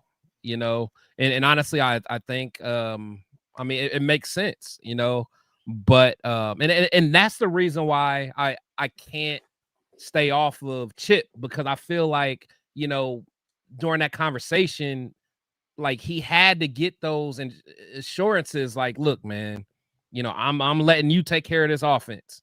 Now you may have to take my son as an O-line coach, but this offense is yours. The offense is yours. So I do think, and that's why I didn't want Chip, because I'm like, the overall plan is for him to become a head coach again, you know, and that's why I didn't want him. And, you know, I think he has, you know, a pulse on this defense. And I you know, again, I know I'm blaming Pete for, you know, he has to take all the blame, but, you know, I just cannot let Chip just kind of skate, you know, under the radar. I just can't do it. And Hunter, man, we're going to talk about Maxx in just 1 second. What up, Belly Raider? What's going on, brother? Appreciate you. What up, DJ? What's going on, man? Appreciate everybody that's rocking with us. Unless I swear to God, LS. Jesus Christ. What up, Dre? What's happening, brother? Appreciate you popping in here with us. Fambo, what's going on? LS, another super chat in here. I appreciate you. Tax benefits are the only genuine upside with us. If that is an upside. Right. Appreciate you throwing a super chat. I think we have another one down here. Let's go. We got Raider Dad in the building. Throwing a super chat. This organization is so dysfunctional on every level, including Pete's hypocrisy. There is no way upper management doesn't clean house at the end of this season. I don't see us winning again. If we just win 2 games, I just don't know how you don't move on knowing that the stepping stones just it doesn't look like they're built even in year 1 with a quarterback with a head coach that's 74 years old. No. Like, you missed out 1 full year of opportunity to just start to improve. And we're seeing none of it, which sucks. Yeah. But the hypocrisy is 100% real. Raider Dad, man, I appreciate you. Right. What up, Jay? What's going on, man? Okay, Raider Nation 510, what's going on? Let's do this. All right, we got a couple more. Chris, 8 straight divisional loss. Crazy fact, sucks, right? Caleb Von Chason had more points. Shout out to you, Chris. You sent that over to me. Caleb Von Chason had more points on Sunday than the Raiders offense. Jesus Christ. And here's one thing. I'm gonna put something up, guys. Chat. I'm gonna turn this thing over to Chris. Let me take this thing down real quick. We're gonna pop up the other one. We're gonna rock this out right quick. Hold up. It's in here. I'm gonna send it on over to Chris, and Chris has got something for you guys. Chat. Let me take this thing down. Add screen. All right, chat. Let me take a swig of my port real quick. Go for it, man. And all right, bang. Guys. Take it over, Chris. So, Mohamed Sanu and Rod Smith, as we know, these are, you know, some pretty good receivers. You know, they had, you know, pretty good career. What I need to know from their chat, because I know we have a very knowledgeable chat, what do these 2 guys have in common? I mean, I know it's a real vanilla question. I mean, it could be anything. But I want to know, what did these 2 young men have in common? Did they go to the same college? Did they run a similar 40-yard dash? Do they have the same baby mama? Did they go to the same high school? What do these 2 men, receivers, let's see, Raider Nation, he said they're big possession wide receivers. You're absolutely right. That is something that they do have in common. They are big possession wide receivers. Let's see, Panda, he said they have a better QBR than Geno. You're funny. That's funny. That's probably true. That is probably true. That is probably true. Hey, Coach, we're going to get to your super chat in just a second. Like, check Jakobi Meyers QBR. Probably does too. That is funny. That's a good one. That's a good one. Let's see. Someone else said, let's see. And more touchdowns. He said they're both trash. That's funny. He said, didn't they Yards both after play catch. quarterback at one point in their career? They I'm not probably, sure. King brothers. probably both had career highs against the Raiders, I'm assuming. So I know Sanu cooked this one year. I know Rod Smith for sure cooked. He cooked this multiple times. A lot. So I'm lot. assuming they both had both career highs against the Raiders. See, Accelerator, he said they both have O's and both D's in O's. their names. That's good. That's good. They do. Yep. They do. Coach, we're gonna get you Absolutely. super chat in just a second. Absolutely. Let's see. Anyone else, man? Anyone else? Anyone else? Being all good answers. All good answers. But let's see. I mean, anyone else, man? I know we have the smartest and brightest chat. He said Rod Smith was better. Okay, I got you. They both tall and they both are taller. That's a good one. That's And our chat's got a bunch of jokes too. We got a bunch of jokes. My dog, Tommy Moore. You know Let's see. Let's see. What else, man? They both got. Isaiah. So the question is, what? Or Chris, you. Yeah, just tell me, like, what do these two receivers have in common? Did they both both are men? Yeah, they both are men. Did they both get baptized for a game like Travis Hunter? All right, y'all ready? Okay, here we go. Let's see it. Both of these gentlemen have both passed for more than 67 yards in a game. Both of these men, both of these receivers have passed more than 67 yards in a football game. In a single game. These two big possession receivers. Mohamed Sanu, September 23rd, 2012, against Washington. They were the Redskins back then. He passed for 73 yards and a touchdown. I got a touchdown too. Oh, and a touchdown. Now you ask me too much, Chris. And a touchdown. So I don't even know what his QBR was, but we know yards it and a was TD. 7.7. Come on, bro. Rod Smith. That's wild.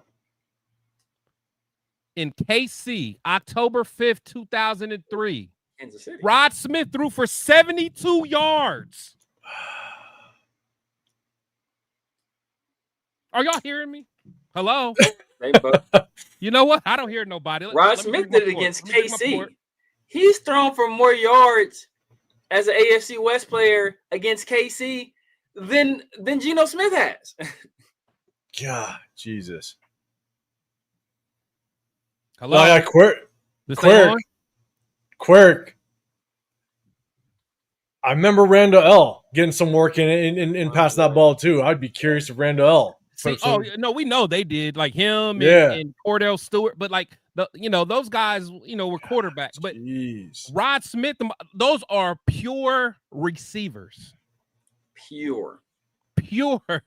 Rod Smith was undrafted too. Rod Smith was going to like a D2 school. He's undrafted. He's undrafted. It would have been crazy if it would have been crazy. And Coach, we're gonna get up to your super chat here, man. It would have been crazy if they put in Jakobi Meyers and he threw for more than 67 yards in a goddamn game. Because I heard emergency quarterbacks can be pretty good. I'm just saying. I'm just throwing it out there. I actually thought when they put Gardner in, living in glory days. I thought they was gonna let Gardner cook. I ain't gonna lie, bro. I thought they was gonna let Gardner cook. I did too. I thought Gardner was gonna drive down the field, score a touchdown, and eat a booger right there. Like, what y'all thinking? Eat a booger right there in our face.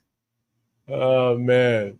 All right. So, Coach throwing a super chat out there, man. Chris, that was a good one. I think in the chat, you guys made it fun. He said, I get what Severe is saying, but at the same time, every coach the Raiders fired built a house that fell down. Should they keep the bad contractors? See, that's the issue, Coach. That is the issue, because none of them built a house. And now, did they build like the framing? And you didn't like how the framing looked? I don't like the framing. Yeah. I don't like that you're using cherry. I don't like this wood. They didn't build a house. It takes time to build a house, especially you live in California. I don't know other places. you get put them down. But it takes time to build a house. You get the framework, and then you gotta get the drywall, and you gotta you do the plumbing, the electrical. We didn't even let them get to that stage, right? And it comes to a point in time where, let's say this, okay, let's keep it on your example. You hire these contractors, and then you fire them before they finish the job. You didn't let them get through the job. They're in the middle of the job. They're letting you know, I need more time to finish the job. You fire them and you badmouth them. And you do it to multiple contractors in a row. At some point, people are like, contractors. All these contractors can't be bad. At some point, it's you.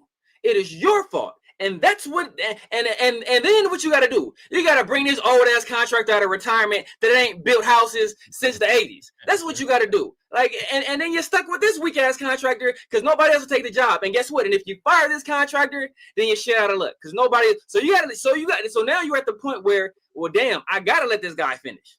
I almost am forced to let this guy finish unless I'm about to go to construction class and build this motherfucker myself.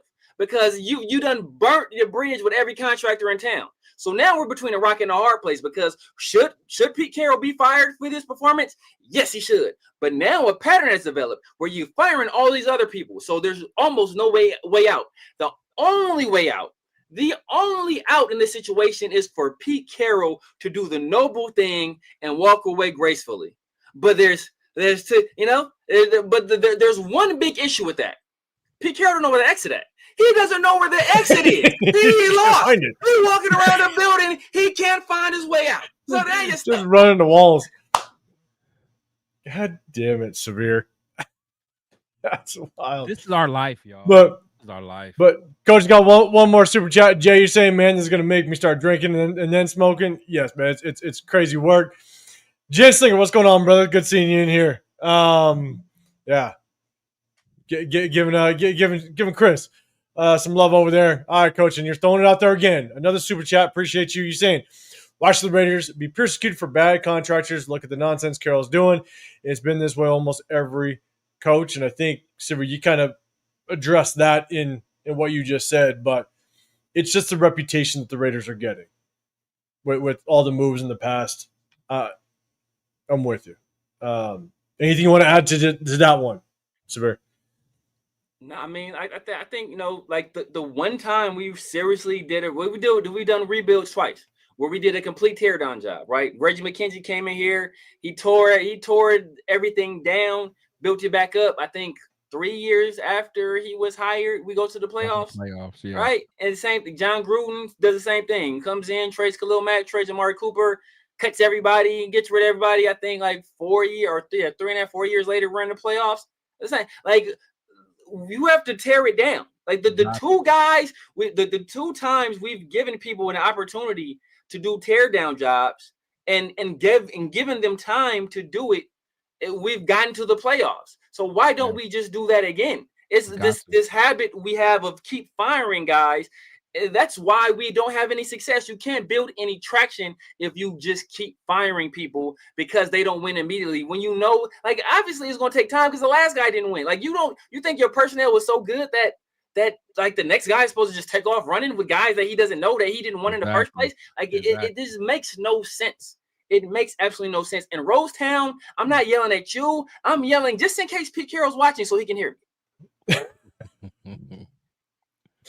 Chris, anything you want to add on that?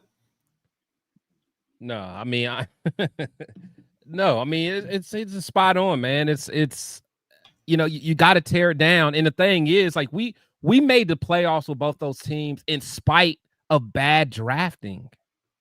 That's the thing. Like, imagine if Gruden really like luckily he was able to get Maxx. He was able to kind of find Renfro later. But like, and Josh was good. But imagine if like someone like a Ozzie, what's the name? Ozzie Newsome would have had those 5 first-round draft picks in 2 years. Or like, like somebody that could like honestly say what you want. Telesco.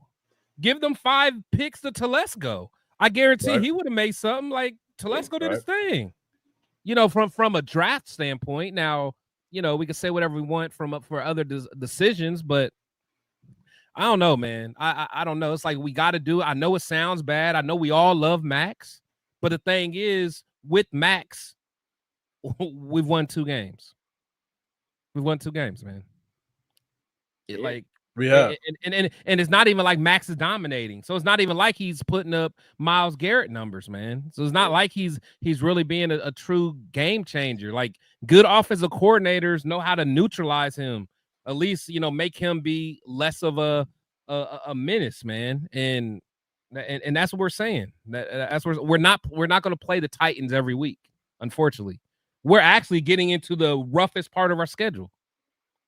Yeah, let's like I love Maxx. I wish him the best, man. Let him go chase a ring, man. He deserves. We were supposed to just come out of the easier part of our schedule, right? That's and now it's going to get nasty work. So it's going to be nasty. We're not going to win another game. We're not. That week 17 I was talking about against the Giants. Forget about it. Man. Forget about it. Give me a cannoli. And real quick, unless you playing Russ, that's the only hope. We gotta be playing Russ, and Cam Scatterbull got to be hurt.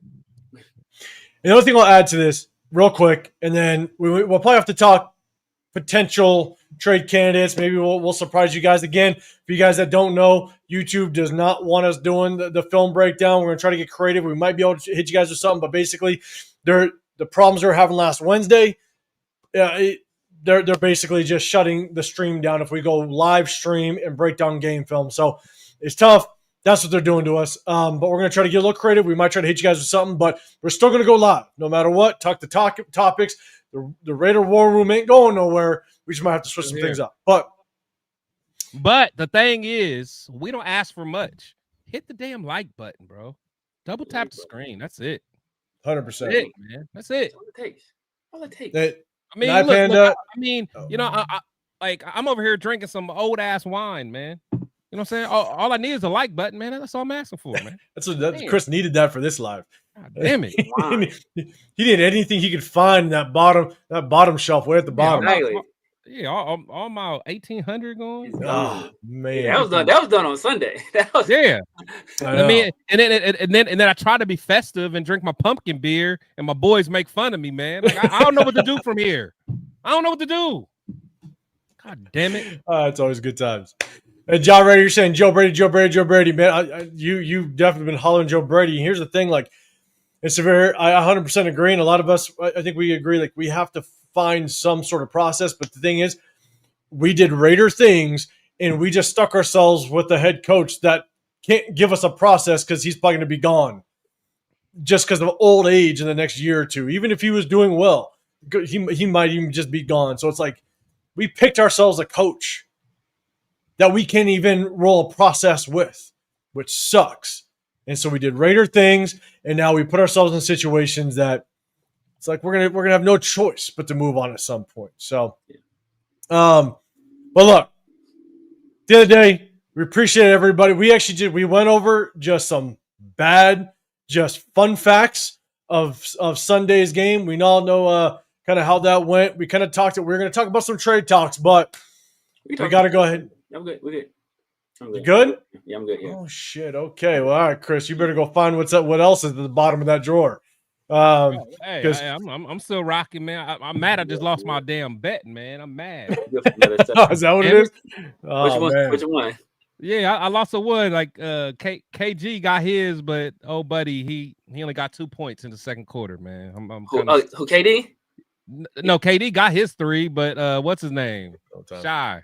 Oh yeah, see that's what I was saying. That's them second quarters was the way they sub. That's all I was saying. It's always that second quarter because they substitution patterns. That's usually like he'll usually play the entire first and then part of the second, and then they'll take him out until like the end of half, right before half. He was out the first half of the second quarter. Yeah, and then he scored 2 points. I needed one more, but that's my fault because I got greedy. I was just gonna do KD. That's it. But I was like, man. It's all good. It's all good. We rocking.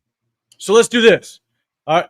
We obviously have 2 players, right? We'll talk about Jakobi first, but then we'll talk about the hot one, which is obviously Maxx. There's obviously been ties to the Cowboys. All right. So let's talk about Jakobi first. Obviously, all the talks beforehand.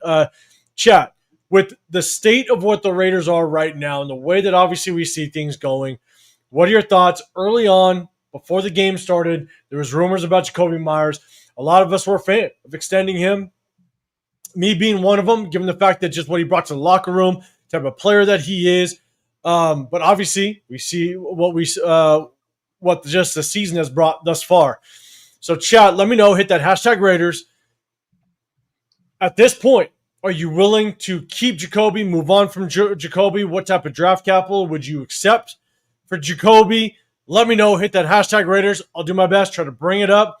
But let me kind of shoot it off to my guys, man. Chris, thoughts to Jakobi, man? Do you want to move on from him? What are your thoughts at this point? Yeah, at this point, move on. Move on. I want to move on for everybody besides Brock and Genty. Those are the only guys that are safe to me. Everyone else has a price. And I love Jakobi. And I think that Jakobi is a guy that you want in the locker room. I think he's handled everything as professionally as he can. But the thing is, you don't want to take care of him, then go ahead and let him go somewhere else where he's appreciated. Let's go ahead and get all the draft capital we can. We probably should have traded him earlier on where he had more trade value. But I ain't gonna lie. I was okay with them not trading him. I wanted him to work something out and get him signed. But at this point, free these. I'm at the point now, free these guys. Like, I'm over here watching, a Meek smiling on the sideline, having the time of his life. Flourishing. Having the time of his life, enjoying football. I'm seeing Josh Jacobs enjoying football. You see Sean Nixon, you see all these ex-Raiders enjoying Hell, guard dog, Gardner Minshew smiling, had that mustache smiling, Jimmy G having a good time. Like, everybody.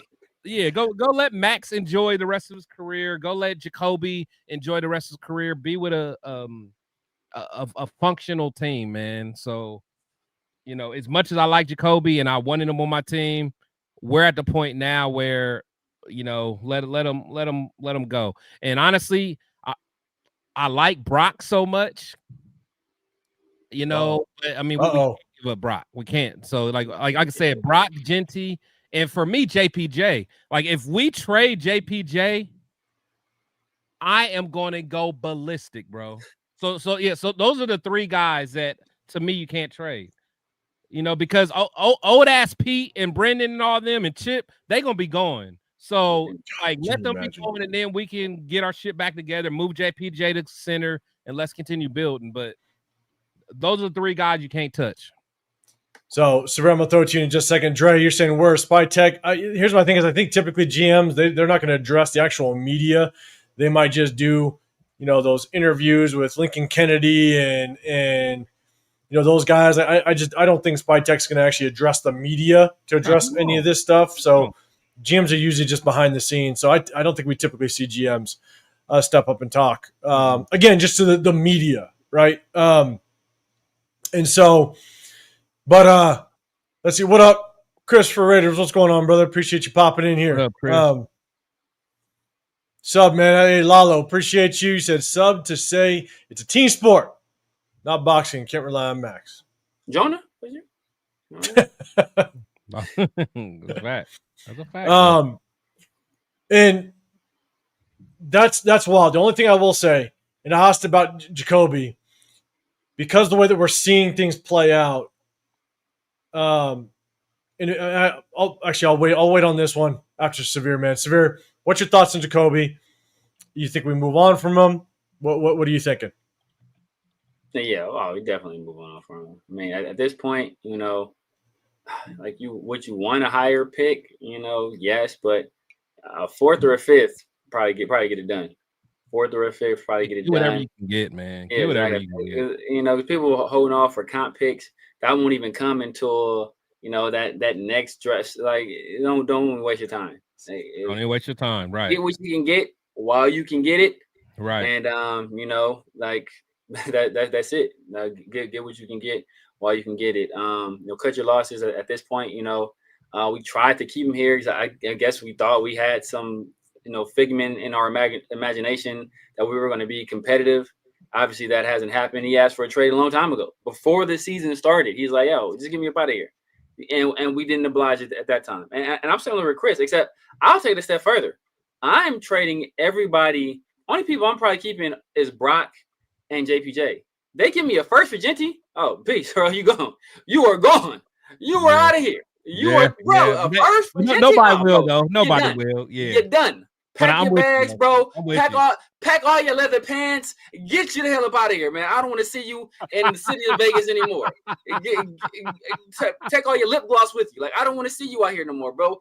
Kick rocks. Like, I'm getting another running back. I'm getting another running back. Will it be as good as Genty? No. Will they be as effective as Genty? Damn near. We see what Cam is doing. So like everybody can go except for Brock and probably JPJ. Those are probably the only guys I'm really hanging on to. And look, if the price is right on JPJ, brother, you give me a second for JPJ. I'm thinking about it. You give me a first. You're done. But but everybody else, everybody has a price tag. And Tyree, but we throw him in for shits and gigs. Like, this is a combo package. Hey, give me about a port. Give me about a port. I might go ahead and get rid of rid of Tyree, bro. Out here, bro. Give me a pumpkin beer. I don't even drink. Give me a pumpkin beer. Yes, you do. Yes, you do. When you with us, yes, you do. Oh no, he don't know. No, we ain't gonna do my boy like that. But Leo will. Oh, watch out. Where's Leo at? Leo put some grenadine in that mug and some sprinkles. Shout out to Chiolitis, man. I love Leo, man. And so it looks like a lot of people are willing to kind of move on. Mike Tucker saying late fourth on Jakobi. Here's my thing, at least for me, is I know if you let Jakobi go, there's comp picks that'll be involved at some point. So you let Jakobi go, so there's going to be a comp pick. I don't know what that comp pick would be. I think it just depends on the contract that he receives. But here's the thing. We've now gotten ourselves in this situation where the season is done. So our trading power, our leverage is gone. It's gone. When it comes to Maxx, when it comes to Jakobi, when it comes to anybody else, our leverage is gone. So if us thinking that we're going to get a fourth, it ain't going to happen. Teams will start giving us a sixth. I agree, man. That's the same with Maxx. If you traded Maxx at the beginning of the season, when you got him on that contract, that contract was brilliant. Yeah. I think you could have gotten possibly like 2 firsts and maybe like a sixth. Yeah. You think? But like now, you might get 2 firsts. That's it. You might get a first and a second. Like teams are going to start so low. Nah, you can still get 2 for Maxx. But the thing is that I think I think that they wouldn't accept anything. Which means you're not going to trade him. Which means he sticks around. Which means he ain't going nowhere. I feel you there. You know what I'm saying? And so the problem with that is that if you do cut bait with Pete Carroll and you try to entice a brand new young head coach to come in here, and they got 1 first round to work with, and if we screw up and win a couple games, and now that first round is not until like pick number 9, 10, 11. Ain't no young, hot, that's candidate wants to come over here. So the only way that it could work is if you let Maxx go and you get 2 first rounders, or you settle with 3. It's the only way. That's the only way, bro. And so, and then the question mark after that is, who the hell even wants to come over here if we are in such a mess? Yeah. You know what I'm saying? And so, and again, on top of that, what if we stick with Pete? Do we want to give Pete 3 first rounders to mess with, given the fact that he ain't going to even be here? You're not going to be here to see that quarterback flourish or potentially have a chance. And the next guy that comes in is like, yeah, that ain't my guy. That's what I'm saying. Like that's why when asked what would you do, it's such a complex answer because there's so many complex. It is, man. It's so many layers to it. And it's like, no, you can't have a 74-year-old coach with those picks because he's not going to be there to see it through. Oh my God. He's not going to be there to see it through. And so, and shot going back to the question, Kevin Lurker, Jakobi don't want to be here. I would not blame Jakobi for not wanting to be here. He want to be. You know what I'm saying? He told you already. He been told you he didn't want to be. That's the thing. He said like, "Yo, trade me, please." But you know the thing though, the reason he don't want to be here is because he felt disrespected. Yeah, 100%. That's the worst part. If the Raiders just would have did right by him, he would have still been the guy that just put his. And the thing is, even now, he's still putting his head down, still coming out trying to work. The only reason he's even saying this stuff is because he's required to come up in the pressers and talk to the media. He's not trying to be a diva. He's only answering questions that are asked to him. That's it, man. But like I hate and the thing, and like I always say, the Raider Nation is going to start a smear campaign. Now pretty soon it's about to be on Jakobi. It's going to be already before the season. It was starting to smear. Why do you wait till the eve of the season? Exactly. He ain't no good receiver anyway. Exactly. We got Amari Cooper in here. He couldn't take the. Jack Besh. We got Jack Besh. We don't need him. How'd that turn out? Amari Cooper Amari Cooper is. Whew. Yeah, he was like, I'm good. I dodged a bullet. I'm cool. Jack Besh ain't done a damn thing. So it's like, you know, and he still got time. Obviously, he still has time. But people said that before the year, like, oh, he was threatened by, he was threatened by Amari Cooper. Like what? About Amari Cooper? Did you see Amari Cooper last year? You look like me. You look like me out there. Look, I'm telling people, as soon as Jakobi goes somewhere else, just like we talk about all these other people, they just gonna cook. It's like you have a homegirl who was in a bad relationship, and she just look downtrodden, and she's not happy. And you see, as soon as you get out that relationship, you get the right guy. This is where sister glowing, she's shimmering, shining in the light. He's like, girl, cooking for her man. Wait, getting dressed. It's the same situation. They just got a whole new glow about you.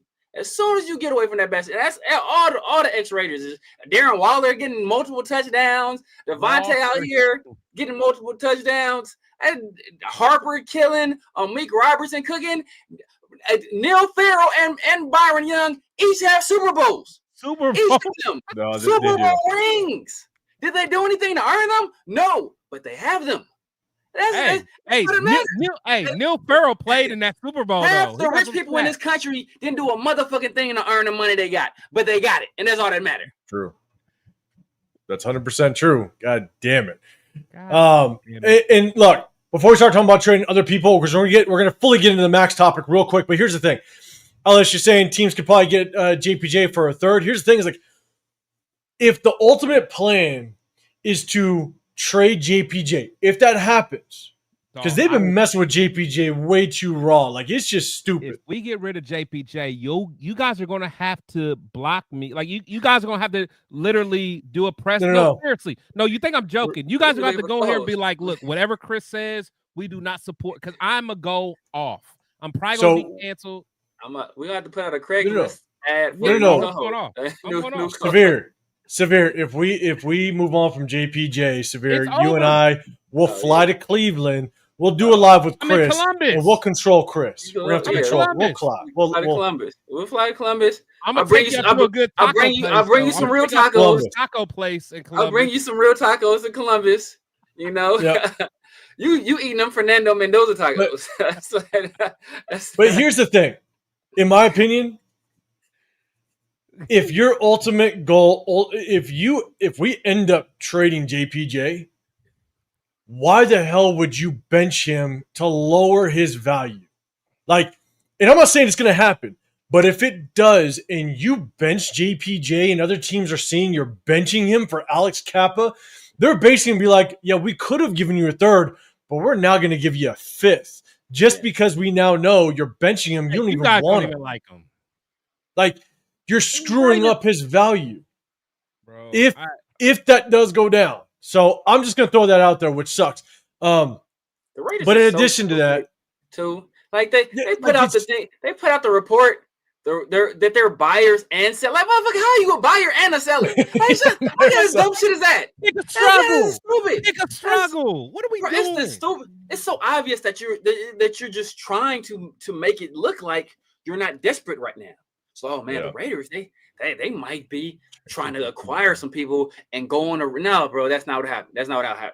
Everybody knows we trash.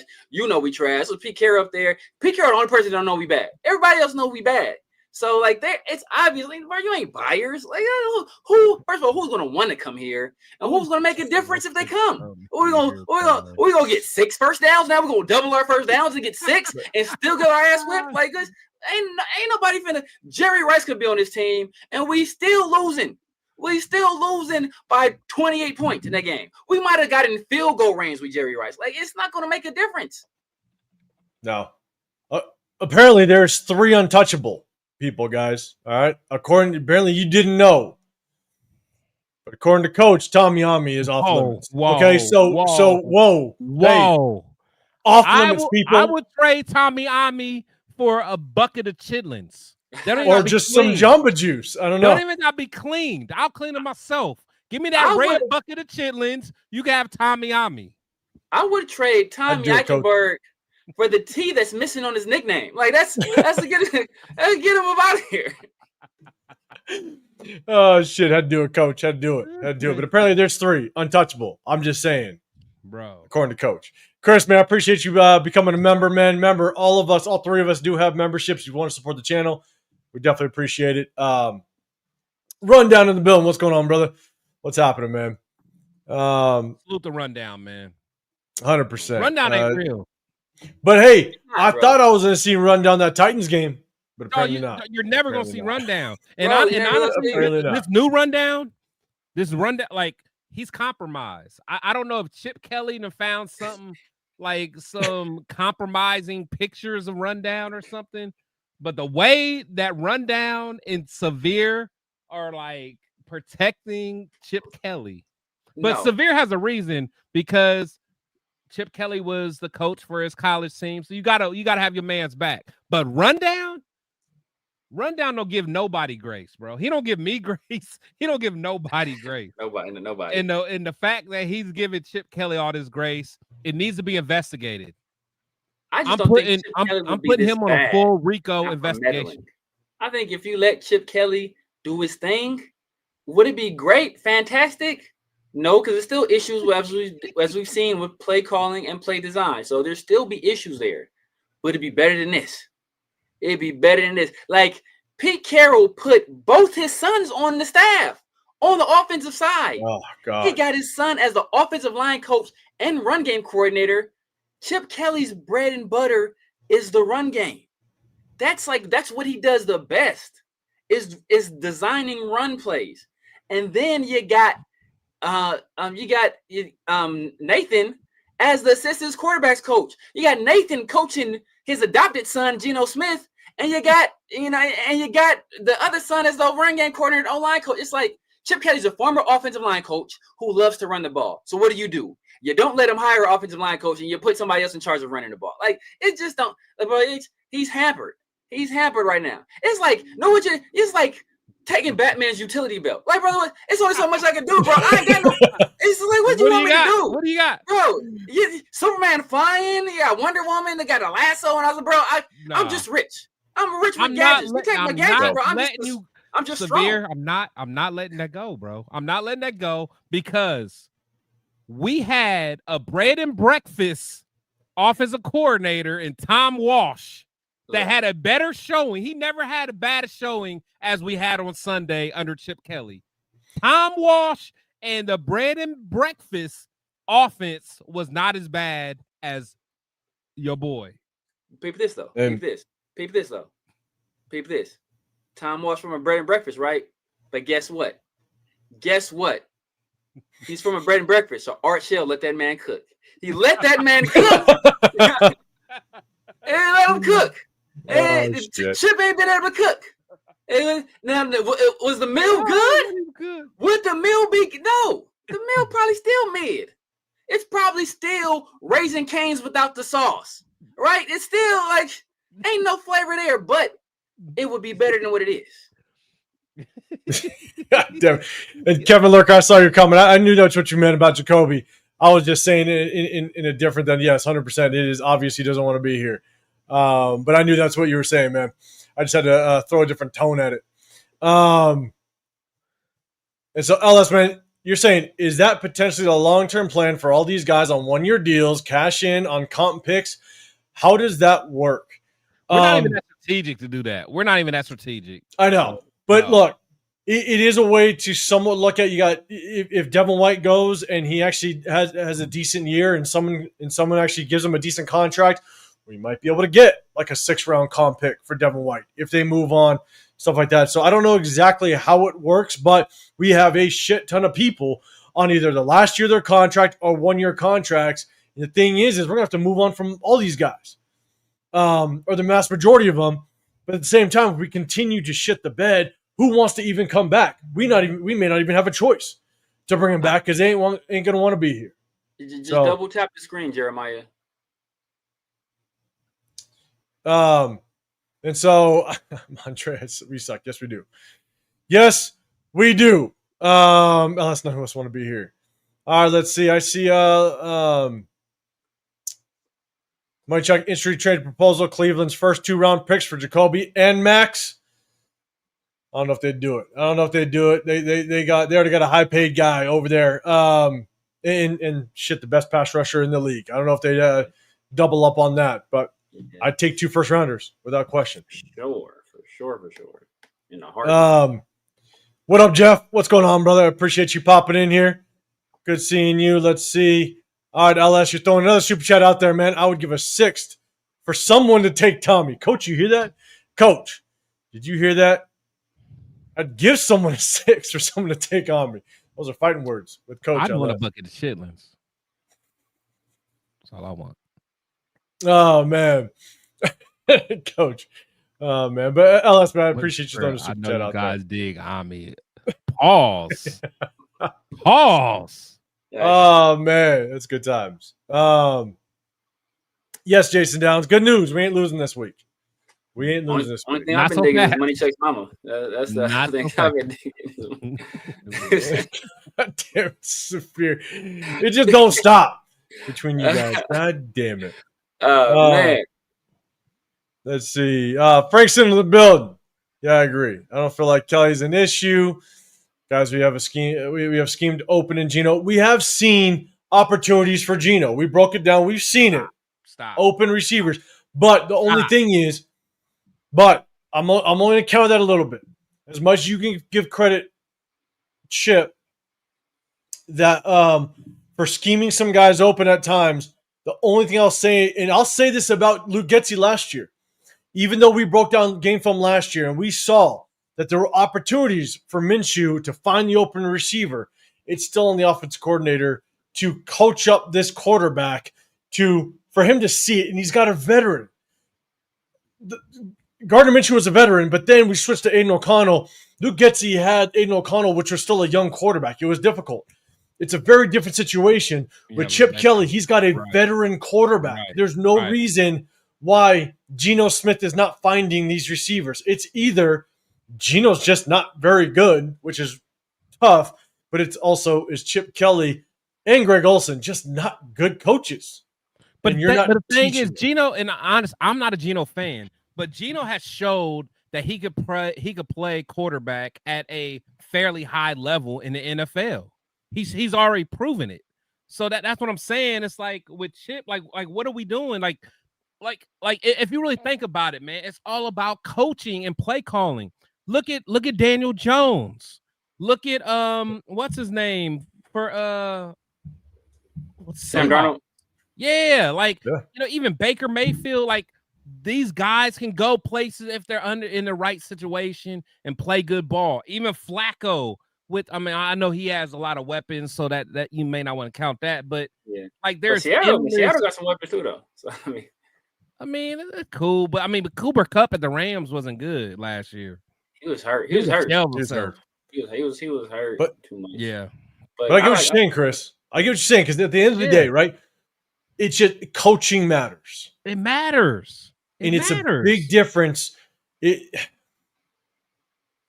Coaching matters. I don't. Let me ask you this, Chris. Then let me ask you this.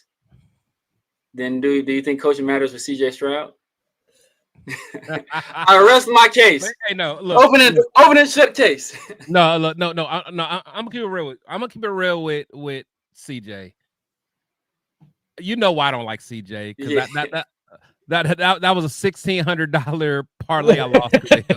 So I've never emotionally just hate CJ. But truth be told, that's why he came in for Gino because he winning money off Gino. He's like, bro, it's not Gino's fault. He done came hitting those Raider parlays behind the scenes. He done paid off his car out for Gino Smith. Like, bro, I started a small business. The Texans, like, it was criminal that you get rid of his best line.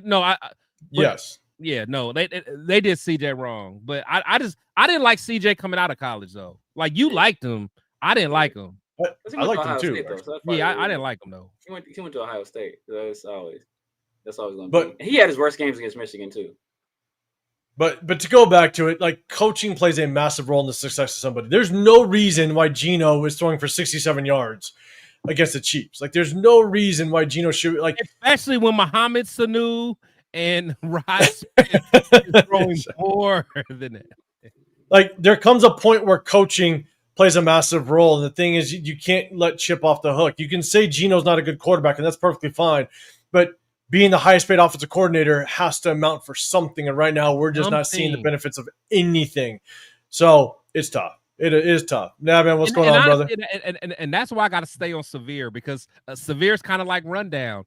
Like they are the kings of accountability. They don't let nothing slide. Severe don't let nothing slide, and the fact that he's got the memory to not let it slide, but he's letting Chip slide more than he would let anyone else slide, bro.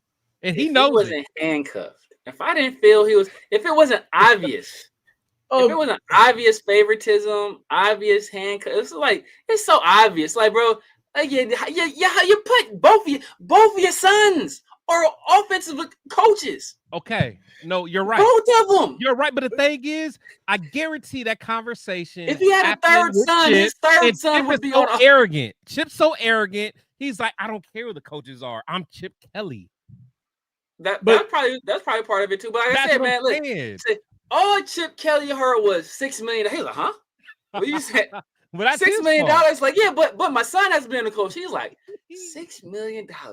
And Nevada's no income tax, right? Oh, $6 million. You're right. That's what they think about. And he got away from Ohio in the winter. Bro, he gets $6 million, no state income tax, and he's not in Ohio for the winter. Bro, he is winning. That's like at that point, he don't care. At that point, he didn't give a damn who was on. You could have put Art Shell as offensive line coach. He's like, hey, it is what it is. That's what I'm saying. Arrogant though, like that's part of his arrogance, and that's one of the reasons I just don't like him. But here's the thing, though. This is what's so screwed up. And Ruben, man, we're gonna get you a super chat. I appreciate you. This is what's so screwed up about our situation. Is you can't pinpoint it at one thing. Here's my thing: is you have a number 6 overall pick, and you're not really utilizing the kid. Like, look, all three of us were not the biggest Genty fan whatsoever at number 6. But we knew that he could be a good running back. There's question marks that he could be great, but we knew that he could at least help this running back find some success. But he touches the ball 6 times, or he has six rushing attempts. And the thing is Chip Kelly not using him because he doesn't have the confidence in the offensive line. And if he doesn't have the confidence in the offensive line, who has screwed up the offensive line? Pete Carroll's son, Brendan Carroll, with switching everything up. Like, it's just offensive line. But my thing is, Chip is making it clear he don't like JPJ either, though. I don't think that at all. Come on, man. Come on. I don't think that at all. Because I know what you're saying too. I know because you're looking at that comment. He's like, "Oh, I don't want his head to get too big." But that was clearly a joke. That was a joke, bro. That was a joke. He's like, because it was a joke. Chip don't even seem like he tells jokes. But it was a joke. That's why it landed so badly, because he's the least funny person in America. So he tried to tell a joke, and it's like got real awkward. It's like a dude trying to talk to a girl that ain't got no game, so they just saying awkward stuff. It's like it coming off real creepy. It's like not necessarily. It just ain't got no game. He ain't got no swag, no charisma, no riz. So he trying to tell a joke. He's like, I don't want his hair to get too big. I can he's like, what? What are you talking about? But did you hear the follow-up though? But did you hear the follow-up the following week where someone asked about Michael Mayer and they said, "Hey, how was it to have Michael?" This was after that JPJ joke. The week after, someone in the media asked him, "Hey, how was it having Michael Mayer back? Were you pleased with just his performance, his first week back off of injury?" And Chip Kelly's first response was, "I definitely felt his aura." And he snapped back. He just joked back a little bit. Now again, like it was a joke. But he's not funny. He's not funny at all. Funny at all. Yeah, he's trying to be funny. But this is where it sucks, though. In every single aspect of this goddamn team, you can't pinpoint exactly where the problem is. Like, who is the exact problem? Now, I think a lot of us can say Brendan Carroll sucks. Okay, like we could all kind of put that out there. Like his coaching history doesn't warrant him to be the offensive line coach. He shouldn't be here. The flipping of positions. I think we all can agree to that. He's still playing. Yeah. But I know. But like, I think that's what sucks about our situation is we can place blame in so many different areas, but we can't focus the blame 100% somewhere, and it just sucks.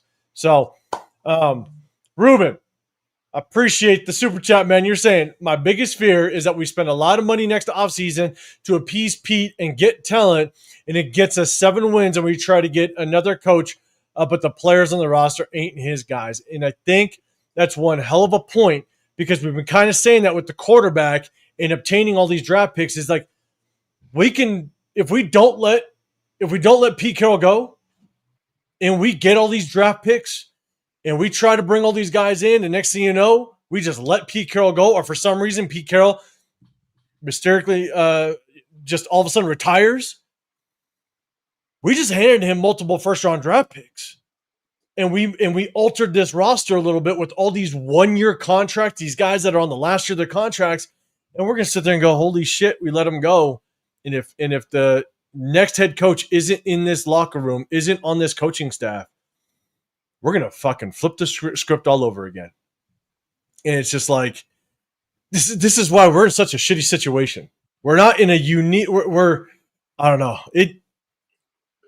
There's no right or wrong answers at this point, to be dead honest with you, man. But Ruben, man, I appreciate the super chat, brother. And again, it's a point that we've made multiple times as it relates to the head coach situation. And you're right.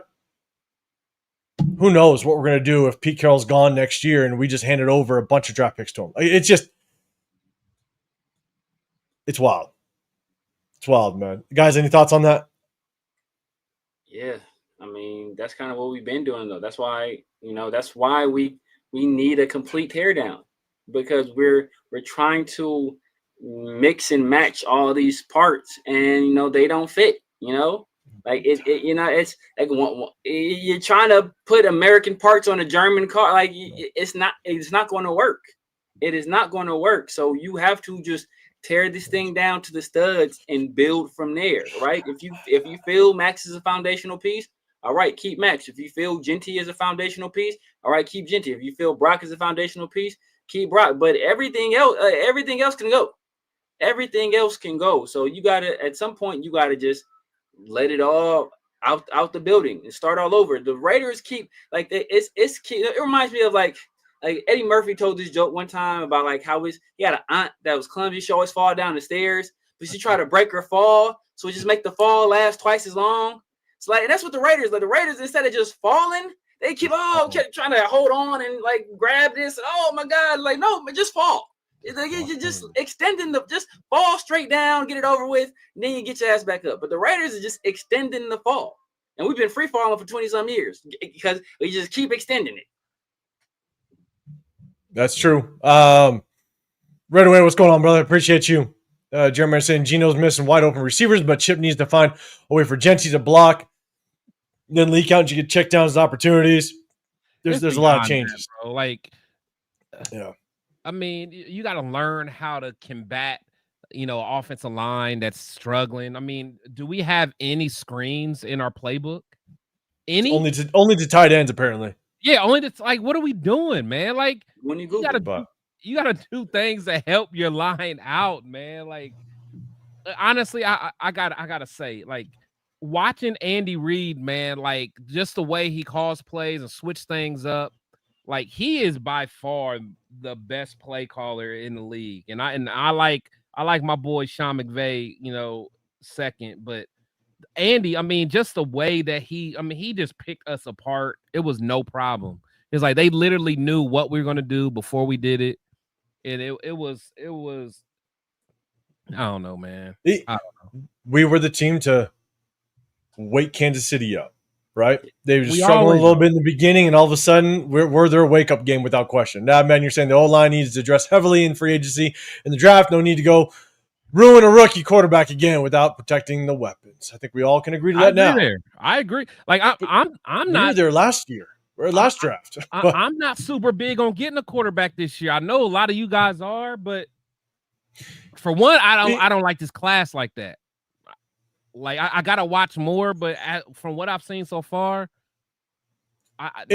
none of them are worth a top 3 pick to me. And I just gotta, one, for me, I gotta watch more of the quarterbacks, but 2, at the same time, I gotta figure out where we're drafting.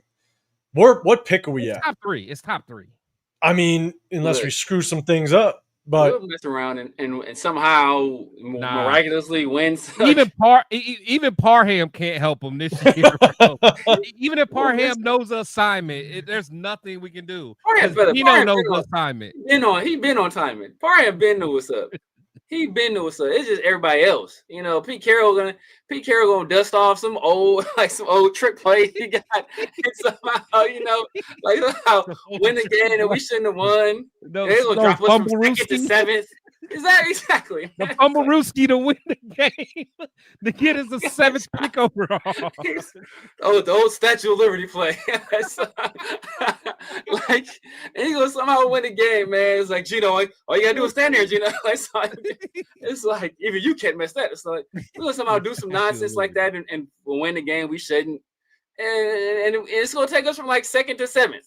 And we're going right. And at the 6th pick, the last franchise quarterback gonna go. It's watch. I'm telling you, bro. I remember vividly. Cleveland Farrell, bro. All we had to do was not beat the Broncos. He was like, "What are you talking about tanking?" I was like, "Bro, we can get Nick Bosa." Now, obviously, Kyler Murray ain't the guy, or Quinnen Williams. I wanted Quinnen Williams. But we can have Quinnen Williams, or Nick Bosa, bro. Oh, just don't win. Just don't win. I wanted Josh Allen, so I was cool where we was. I wanted Josh Allen, the linebacker. Yeah, and honestly, was it Ed Oliver still? Ed Oliver's in that draft too.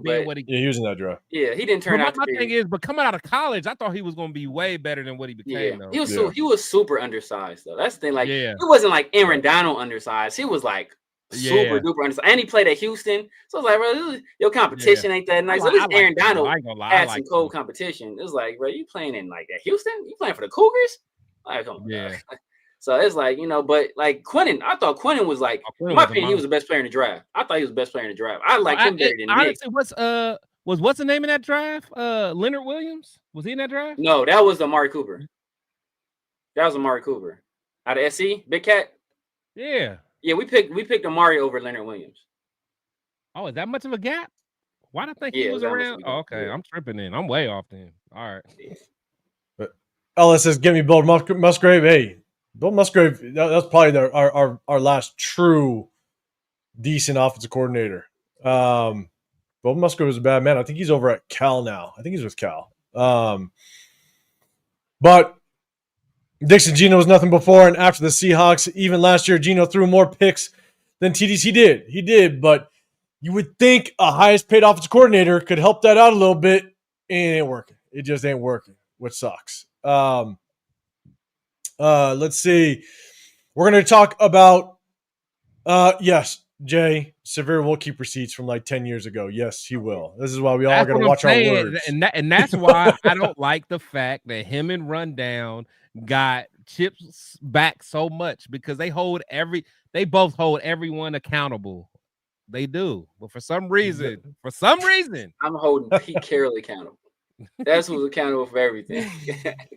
Jeremiah, Brendan Carroll needs the demotion at the least. I think we all can agree to that without question. That man throwing a super chat out there again. I appreciate you. You're saying, truth be told, this season was a rebuild from the get-go. Silence in the building is now apparent. Why? We want to win now. Want is keyword. Fact. I think we said this again. I know I said this with Jane Rundown. It's like, man, I just think it's Pete wants to win now, which makes sense. He's 74 goddamn years old. Yeah, he ain't got time. But Spike Tech is like, yeah, no, we in a rebuild, and that's what all free agent the free agency acquisitions were outside of Gino. Gino was the only I do want to try to win now move. That was it, and outside of that, it was all bargain shopping, and so I just think there's some miscommunication between front office and head coach. That's what I'm saying. I mean, honestly, if Spy Tech, I mean, we should just rock with ALC then. I see, but I think that's the problem. The problem is that we were halfway in, halfway out. Like you can't be halfway in because some of the moves say we don't want to rebuild, but then you go and trade a 3rd round pick for Geno Smith. Like, okay. And then, you hire Pete Carroll. Like, is that really like a rebuild coach? Like, right. He ain't going to be thinking about no rebuild, right? So like, we were not fully committed to either side because like Pete Carroll came in talking reckless. He immediately was talking like Maxx, call your boy, whatever he's saying. Maxx, you better let him know. You better like no. He came in talking. He was talking that stuff. He was about to go.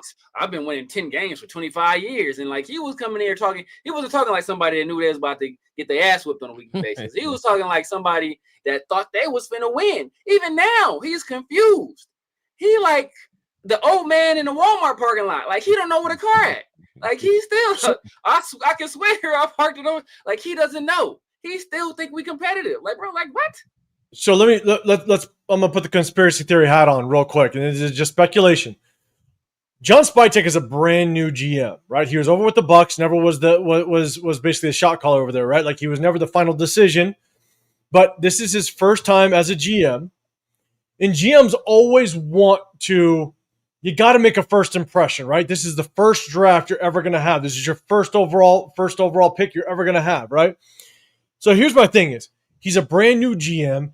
You have a coach in the building that has a very good reputation overall, right? He's always, wherever he's gone, he's been able to kind of turn things around. So you're going to lean on him without question.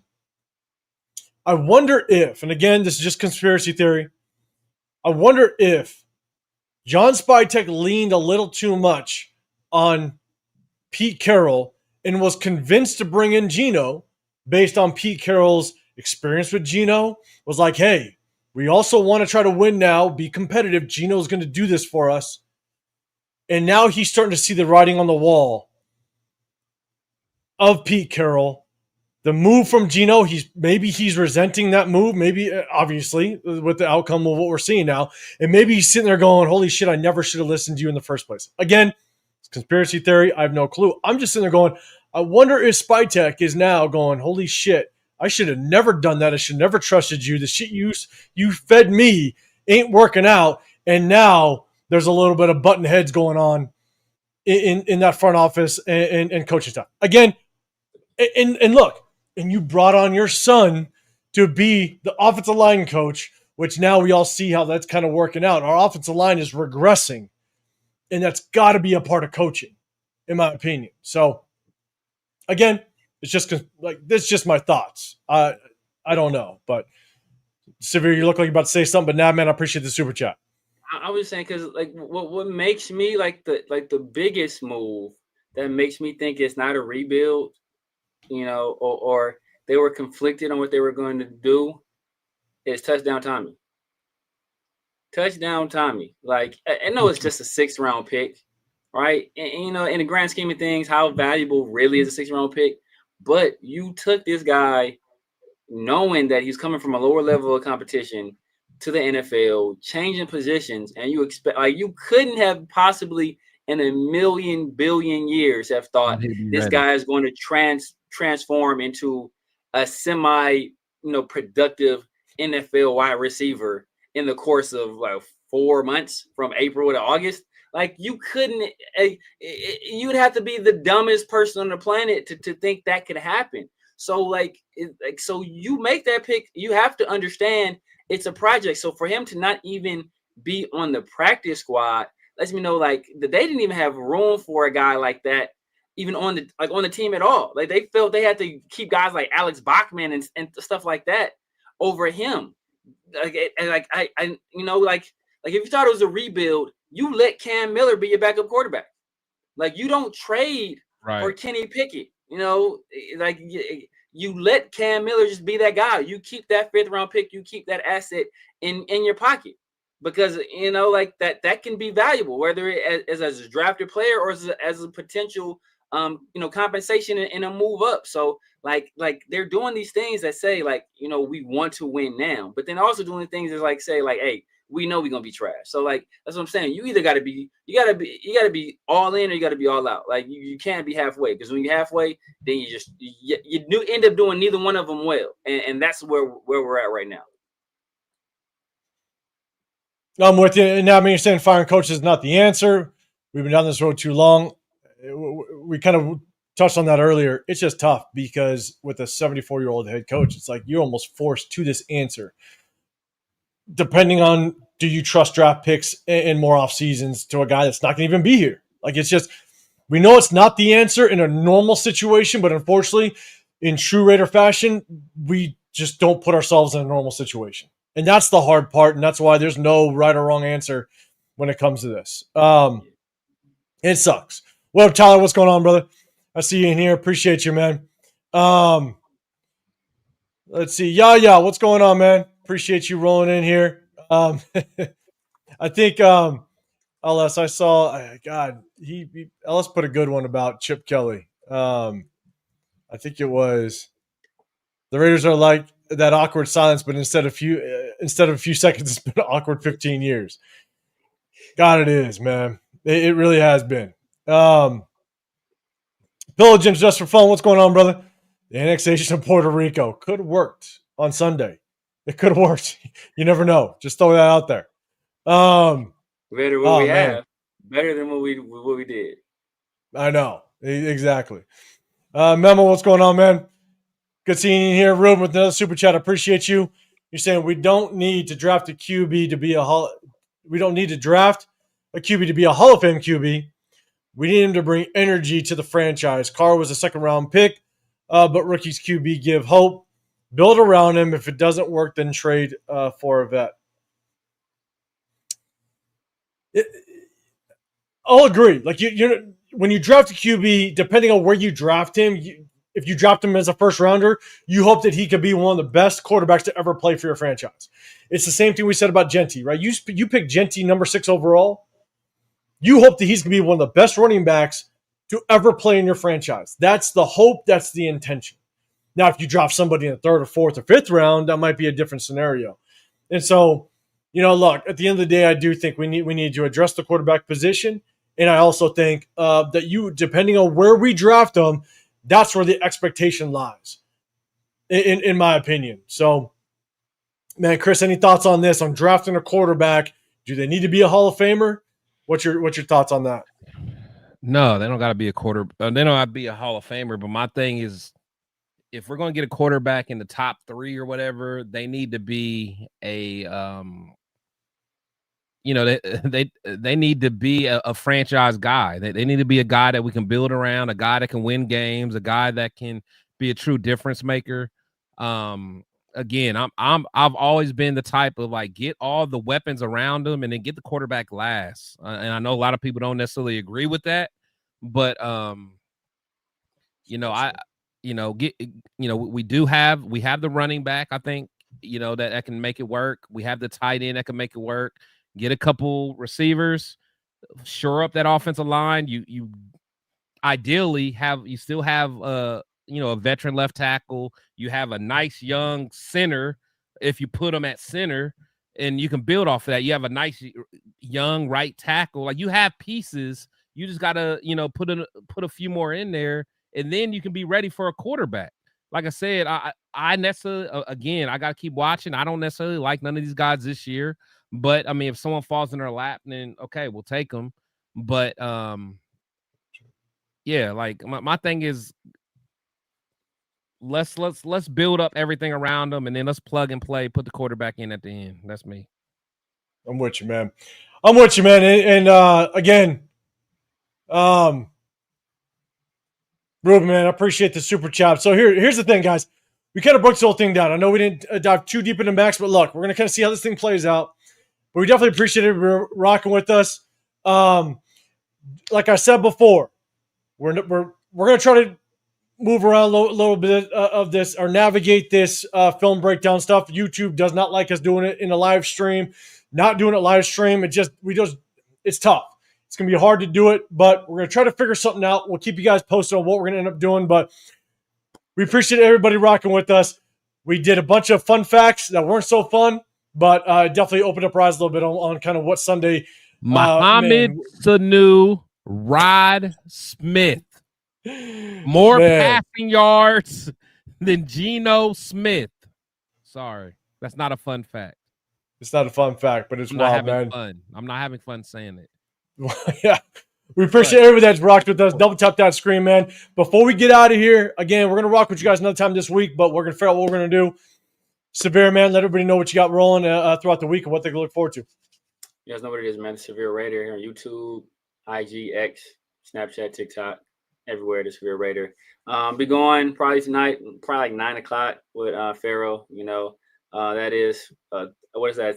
6 in the morning Australian time, I think. I don't know. But actually, no, it's probably in the afternoon. Actually, that's probably afternoon. So now, but yeah, man. Thursdays as well with my guy Pharaoh, and obviously, you know, here in the War Room, usually Sunday nights, Wednesday nights. But we'll figure something out with this film stuff, man. You know, NFL's cracking down. Goodell trying to get all this bread, so we'll figure something out with that. But make sure y'all hit up my boys, man. If you're on my channel, go over there. Make sure you hit the like button, hit the subscribe button, support my dog, especially Chris.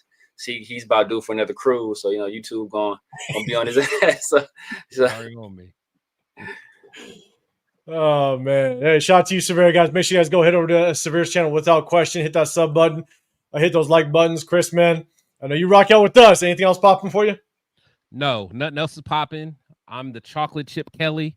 I am a fraud, and I'm just here. You know what I'm saying? That's all there is to it. You know, I'm drinking my port. And like I said, check me out if you want to. If you don't want to, that's fine too. Because I don't even care at this point. You know what I'm saying? I'm just here so I don't get fined. You know, I want to be here and support my brother Severe, my brother 805. And I just want to keep this content going. But at the end of the day, the Raiders piss me off. And I'm just here, man. So just hit the like button if you want to. If you don't want to, oh well.